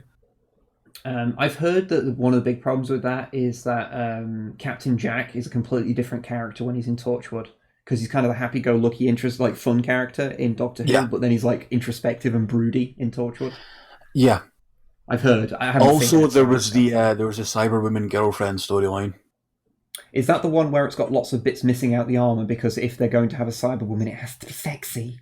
Yeah, and it's also like, you know how a Cyberman is like a brain, usually a brain transplant, or it's like the electronic engrams of the brain or whatever into a robot. Yeah. No, it's a human in a suit. Yeah, because I know they originally were, because, like, well, humans are probably wrong, because I don't think they're human, because the original race was, like, the stuff that was latched onto them was kind of like a life support thing. Yeah, there's Valor in there saying we don't talk about that episode. Yeah. But yeah, I've heard a lot of bad things about, like, Moffat writing as well, just not great. Yeah. And it's funny, because, like, you know, like, cause, I mean, he wrote Blink, which, you know, everyone kind of agrees is, like, one of the best, if not the best, modern Doctor Who episode. That is a very good one, yeah. But I think he became very, what was the word? Repetitive with his stuff. Yeah. But I mean, yeah, at some point, I mean, it's like, you know, I basically plan, if there is a thing that exists, I want to watch it, whether it's good or bad, because of course, I find it very interesting to consume. Hence why you watch stuff like Plan 9 from Outer Space. Yes, and I've watched god awful things like Movie 43. I've watched, and Pixels. I recently watched. Don't do that. It's bad. You don't need to be told. Oh god, I forgot you watched Pixels. It's not even like funny bad. It's just. It exists. You know what? Actually, there is one thing in modern Doctor Who I did like, and this is probably going to give me a load of guff, but the Face of Bo stuff was great. I think I saw like one episode of the that. The Face of Bo is the massive face in a jar. Yeah. That is, I believe it's practical effects mostly. It looks great. Yeah, I've seen the effect. There's an equivalent of that kind of thing in a really early episode of Blake 7 where there's a little guy in a jar. And it's the worst practical effect you've ever seen. I think it's in episode 4. There's Hans given a very good quote of the fighting words between Daleks and Cybermen. Daleks and Cybermen are superior in only one respect. You're better at dying. Yeah, that is good, yeah. Yeah. Thank you with your sacrifices, so we don't need to watch Yeah, Webb quite often puts himself upon the cross for us all. Yeah, this is practically a podcast at this point, yeah. Oh, God, I apologise. Hey, no, it's fine. It's fine. But yeah, your girlfriend wants you to watch Pixels. You know what? Oh, you made her watch Sean Connery movies? Oh. What? You know what? Just bite the bullet and watch it. I can honestly say, because I would consider myself a connoisseur of shit movies. Like, I have watched so much trash that something like Pixels is like, yes, it is bad, and it is very cynically bad, and some of the things that it does are really specifically designed to make, if you're a gamer, piss you off. Because it tries to have its cake and eat it of being like, oh, lol nerds, but also, like, you know, trying to treat them with respect, but, like, it doesn't really... Also, of course, the fact that Kevin James is the president in that, and that is... If we didn't live in the world we are now, that would be the darkest timeline. Man, Webfang the Shipcast. But yeah, all I can say is, like, Pixels is not... It's not the worst movie ever, and it's not, like, offensively bad. It's just yeah. There's too many movies that are just it's not worth watching, but also it's not like a movie that I watched and got like pissed off at. But saying that, there's only 2 movies in my life that have ever pissed me off, and that is Star Trek Into Darkness, which is why it's my go-to joke about a shit movie. Which is why it's your Vietnam flashback. What was the second Transformers called? Revenge of the Fallen. Is that the second one? Oh God, I think so. Partially because it is a movie that treats everyone watching it like they're a fucking idiot. It shouts all the time. It's like... Can we just agree, actually, that the Transformers movies treat everyone like they're an idiot and also have extremely creepy undertones? Oh, yes. Like the latest one with Wahlberg. I haven't seen the last card out of his wallet and shit. Oh, that's not the latest one, because there's been one that came after that, which was The Last Night, I think it's called, yeah. The first one is okay. It has its problems. It really has its problems, but it's okay. There's actually a really interesting series if anyone's interested in like unpacking the Transformers movies. Lindsay Ellis, who used to be the nostalgia chick, she's doing like an actual film theory breakdown of the Transformers movies, like getting into proper like academic film theory over them. And it's a really interesting watch if you're at all interested in seeing that. It's very interesting. Sorry to jump in, but Gib HH asked a question that I think is really good: is would Into Darkness have worked if the bad guy wasn't Khan? I want to say yes, partially, because Cumberbatch is a damn good actor. Yeah, I think the part of the still kind of sucks, and that ship is terrible. Yeah, I think the big issue with Into Darkness is that, you see, I think the reboot of Star Trek is a really interesting way to do it, because they managed to do it where it didn't piss everyone off, because it was your Star Trek still exists. This is a new thing.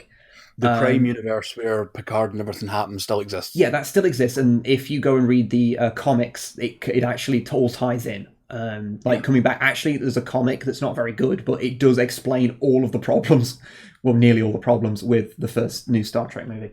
That was Countdown, I think, wasn't it? Yeah, I think it was called Countdown. And why the Romulan ship has bird technology and looks like a fucking pine cone and shit. And why they have tattoos all over them. Yeah, it's morning tattoos or something. Yeah, and it's like, okay, you suddenly explained like half the problems of this movie away. Thank you. Yeah. But the real problem with Into Darkness is that nearly everything it references in continuity exists before the timeline split. Mm-hmm. So they try and keep talking about it as if it's like in canon, but it obviously isn't. And it's also a pseudo remake of the best Star Trek movie, Wrath of Khan. Yeah, the thing that I always said was, like, people said to me, what about Star Trek 2? What do you want for it? I said, just don't do Wrath of Khan. Yeah, you're not going to follow. And they did. They didn't do Wrath of Khan, but they did Khan. Yeah, they did Khan badly. They did the mild irritation of Khan. Yeah, I feel like Cumberbatch was picked because he's a Flavour of the Month actor at the time. Granted, he's a very good actor. But if they wanted to do Khan, they should have got someone more charismatic, like Ricardo Montalban, who was a scary man with abs and charisma. And you even bought the fact that for some reason between Space Seed, the episode of the original series that he appeared in, and appearing in the movie, he stopped being Indian.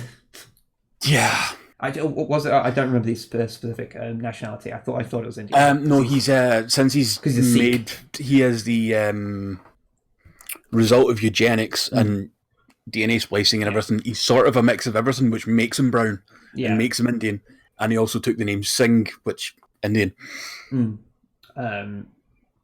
But yeah, that's a whole. Which is the worst Star Trek movie? Ooh. Well, I think Into Darkness, but if we discount that for the second, if we discount the Abrams verse, because that's just hate. Solid hate I have for that. Bearing in mind, Star Trek Beyond, I absolutely love. I think it's better than most of the other movies of any continuity. So just bear that in mind when I say things like that. We'll get on to Beyond later, probably. Nemesis, I've only ever seen once. I want to say Nemesis. Is pretty bad. I think if we're going to talk about just being boring, then Insurrection's probably up there. Because it just Insurrection could have been a feature-length episode, so I don't begrudge it because it is very much like a big episode of The Next Generation. Yeah, if it was an episode of the show, it would have been a good episode. I really just count that as being a big budget episode, two-parter episode. Generations, I've always said Generations is weak. Is the only movie of the Next Generation ones that feels like a movie. It's the only one that's shot and paced like a movie. Unfortunately, it's a bad movie. Yeah. The rest of them feel like long episodes of the show to a greater or lesser extent. I guess Nemesis does feel like a movie as well, but it feels like a shit movie of the time, whereas there's at least some class about Generations. Like, there's the ending of Nemesis pissed off so many people that they had to retcon that Data is still alive. Yeah, I wish they'd just let him die. You know. Yeah, they put Data put all of his memory engrams and programming bullshit into the other Soong type android. B4. Yes. Which Star Trek movie did the time travel where Picard and Kirk meet to save the planet together? That's Generations. And you see, there's like to this day, William Shatner still makes fun of that ending. Yeah, you see, when he dies, because he said that His running joke is that when Kirk died, he said "bridge on the captain." Yeah. I see what they were going for. What they wanted to do was to Yeah. make this grand hero who's done all these wonderful things. He's sparred with literal gods, basically. Yeah, it's very much a passing of the torch thing, and honestly, their conversations with each other in that film are awesome. Yeah, and like having him die in such a small, understated way, I totally get what they were going for. Yeah, But the stakes never felt like they mattered enough to warrant killing Kirk over. yeah. So having I him do really like the scene where Kirk is like, "No, I've done enough. I ruined a marriage because I refused to get out of the captain's chair. I am done. yeah, I don't care if this is an illusion. I'm home." which I like. And that is a really good scene. Yeah, And for all the shit people will give Shatner for acting, he did well. yeah. Like he despite him being in person a shit mountain, he can pull off charisma quite well, and he can. He's despite being technically kind of a bad actor, he's still engaging to watch. A bit like Arnie, Yeah. Why didn't they pick up the transwarp drive from the Excelsior? Because it wasn't transwarp. Because what defines transwarp has changed multiple times, and they never got it working. It never worked. They effectively, I think the last retcon was that what was transwarp to the Excelsior era is not transwarp to TNG era. No, because in the TOS era, going over warp 10 was possible, whereas in the era afterwards, warp 10 is effectively infinite speed. Which is what because the warp factors go up is at the point where you're like everywhere at once. How did they put it? Yeah. Yes, that was it. It's what happens. It's basically the thing that happens. Actually, no. Transwarp is weird. Like I said, they've changed what it means multiple times. Yeah, they've retconned it a few times. Warp 10 is everywhere at once, and it's not necessarily transwarp, and it's what happened to fucking what's his face? Oh no! Don't bring up that episode. Not the Tom Paris thing. Tom Paris, where he turns into not a fucking when they turned into axolotls. Yeah. Why don't Starfleet vessels have physical munition weapons? Also, apparently, we've become a slideshow. Oh, okay. Let's have a quick reset of Twitch. Oh, I know why. Excuse me for a second. VPN? No. Steam decided to just randomly download something. Oh, good. But yeah, in short, what transwarp is has changed multiple times, and they've reallocated what warp factors mean. And there's multiple things. There's a really good video. I think it's by E.C. Henry. Who does if you really want to know, and he did a thing of like the rankings of all the different speeds of the various like faster the warps. Mm-hmm. And I also missed that question from I think it was Frostgun, but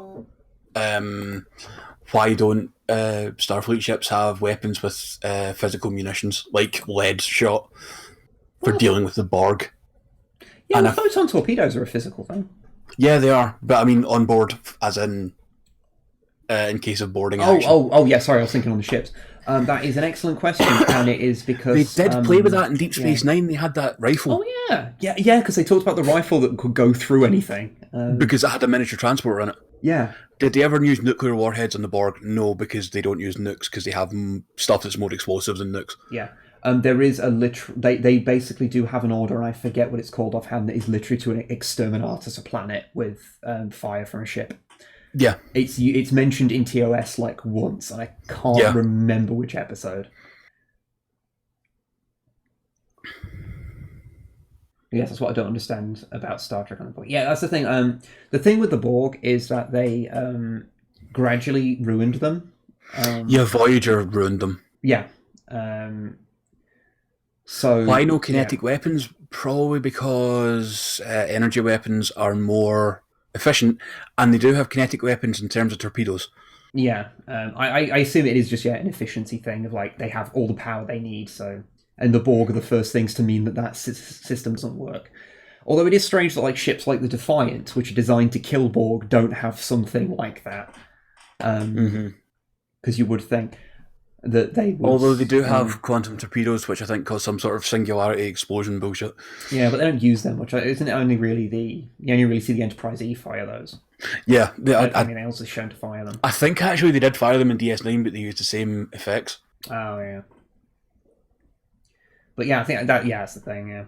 Yeah, the antimatter weapons are stuff like quantum torpedoes, I think. Yeah. And the warp drive runs on matter-antimatter mix. So, yeah. They can just eject here's some nerd shit. I used to do a Star Trek RP in my younger days and was a chief engineer, so I remember a lot of this crap. My cynical self imagines they don't use physical weaponry, as that can't be shown as a blip of light effect.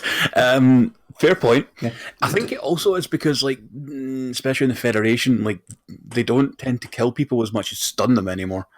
Yeah, and the bullet's messy. The thing to remember, especially when you're talking about the origins of Star Trek and where what we consider Star Trek was defined was between TOS and TNG, and Roddenberry was in control of that, and Starfleet was explicitly not a military organization. This is the big problem where, like, Roddenberry got way too stuck in his ideas. Do not watch, unless you have the stomach for it, the first 2 seasons of The Next Generation, because they're rehashes of original series plots.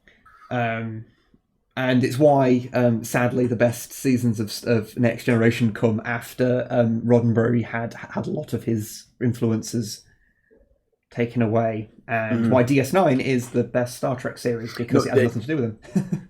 Corvus, I totally understand what you know about Picard managing to kill a Borg with a Tommy gun, and goddamn it, I love that scene. A lot of people don't like movie Picard because he goes from this unassuming, well-educated orator. Yeah, and he just becomes a fucking slasher villain. He's a fucking murder machine in those movies for some reason. And yeah, it's funny actually. I read a thing earlier. Roddenberry refused to allow any conflict because it was his utopia, and I think stuff like the reason I'll defend Deep Space Nine to the hilt is because he started to challenge that ideal. Yeah, because that's the thing. They made a utopia, and for the most part, it's something to #Rage Picard. It's something to be happy to try and attain something similar, but certain things are very sanitized, and I think if the follow and Frost gun as on just for the Tommy gun and Borg is fine even if it is a hologram. The Tommy gun wasn't technically a hologram; it was replicated, because he turned the safety features off in the holodeck. Yeah. So it was an actual Tommy gun, effectively. Because holodecks are a combination of replicators and the actual fit and holograms. Yeah. DS9 has a Ferengi who mirror... Yeah, the Ferengi do, but they're used as the butt of jokes too many times in like TNG, and they get better in DS9. Yeah, because they actually gave them kind of a coherent structure. Quark becomes a character. Nog, as much as he's annoying as hell for the first while, when he gets into Starfleet, he's quite good. Yeah. And they have an entire episode with him like dealing with PTSD, basically. Oh yeah, really, really good episodes as well. What was that one with the Federation guys that got stuck on a planet for a while? Oh shit! Yeah, a siege of something. That's a dark episode. Oh yeah, and that one actually deals with like humans going back to baser instincts. Yeah, well, I mean, DS9 also has the whole thing of dealing with the Cardassian War and referring to them as Cardies and Spoonheads, which Roddenberry would have killed someone if you'd have heard that. Yeah. Okay, Owlet. The holodeck does have a turn the safety off switch. However, you do need to have severe command codes for it. Yeah. And I'm guessing it was probably done so, like, if you had a lot of refugees, you could use the holodecks to replicate stuff for them. Yeah. And yes, the Ferengi were cowardly space money lovers, right? They were effectively a large critique on capitalism that was sometimes handled very well and subtly, and other times handled with all the subtlety of being punched in the face. By me. But they were supposed to be a mirror to humans who have progressed past that stage, and they were supposed to be a spacefaring race who had instead embraced capitalism. Yeah, Frost gun, exactly what you said. Like, it was nice and grim, but had some nice light points that were just there.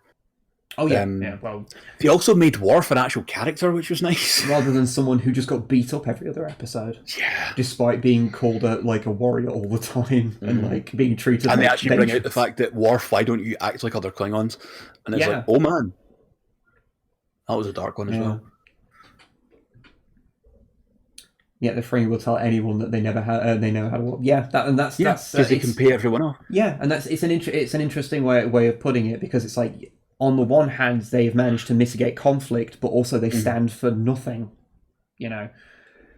So it's interesting, And DS9 did that better because it had nuance and would discuss things in a nuanced manner, which, as much as I like TNG and original series, often were a little without nuance in that regard. Owlet, don't worry, don't apologise. It's fine. I'm quite enjoying just getting the questions here. Worf in a red outfit did look fantastic. Yes. Watching it's DS9, TNG, and from season 3 onwards. Yeah. Yeah, I mean, I watch Voyager at your own risk. If you can look past the cheese, the original series is quite good for the first 2 seasons.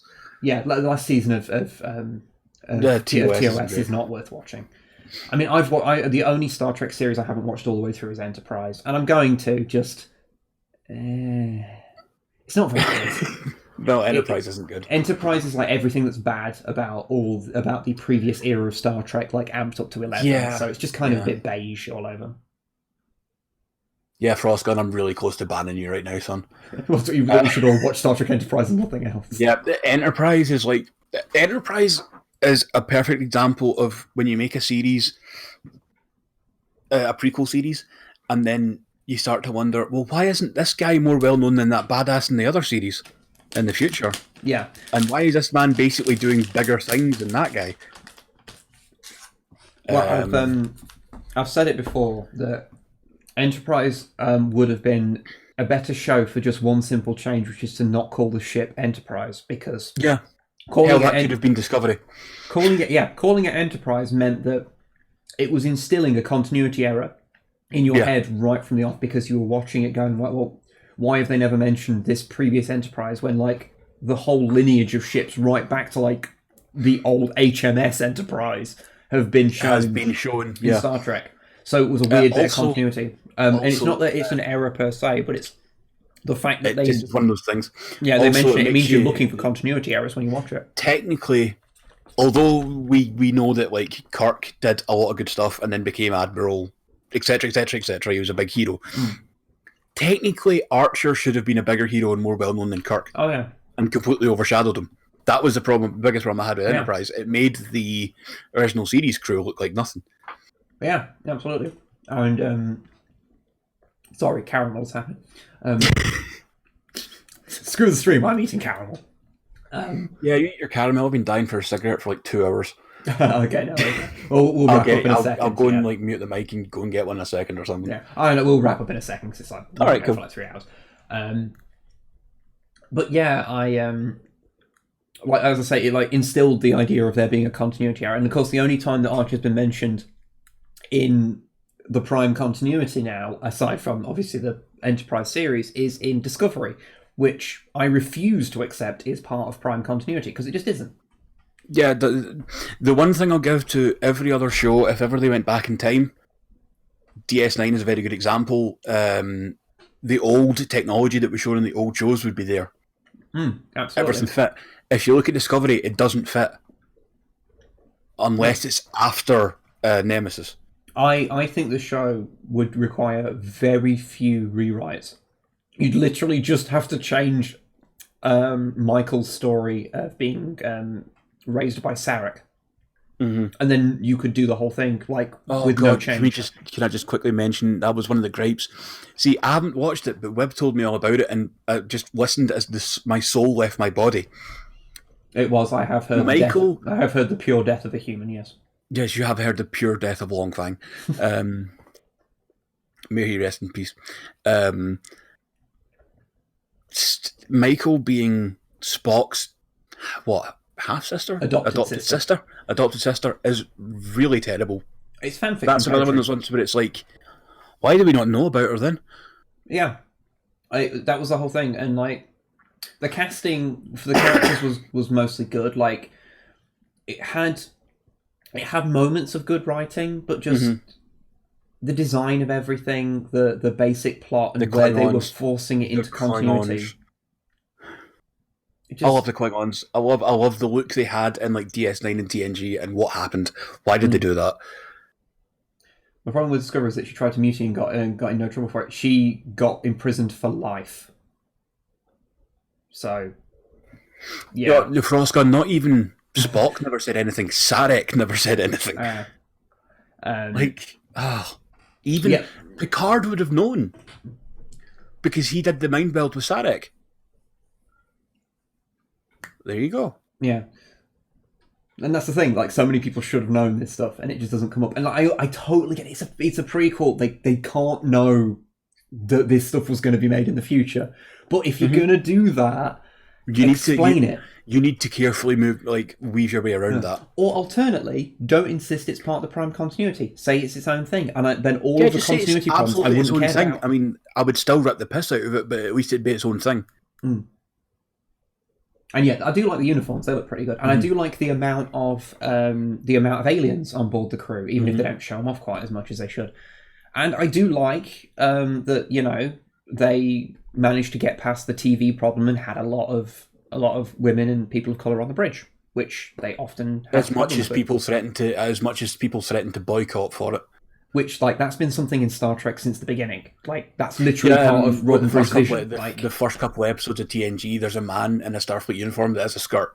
Yeah. And it's like that reinforces, like, it's supposed to be an accepting, a completely inclusive society. Yeah, completely inclusive society. And, like, you can have your opinions on that or whatever, but, like, that's what Star Trek is. It's a space socialist future is what it is. And very much so, yeah. If you don't like that, fine, but that's what Star Trek is. It wasn't a kilt, it was a one-piece dress type thing. Yeah. If I remember rightly, the actual reason was they ran out of uniforms. Yeah. And so they just gave him one of those, and it ended up creating a fun little bit of lore. But yeah. I think we've bored these people enough now. Yeah, probably. But yeah, so thanks everyone for joining on this slightly unusual stream where I played Slime Rancher for a while, and then we just started doing a weird pseudo podcast. But yeah, hope you enjoyed it. Hope that you probably learned to never listen. Let me do this again. Well, to never ever engage me about a subject I care about, because I'll never stop talking about it. And just never let me on a mic ever again. No, it's fine.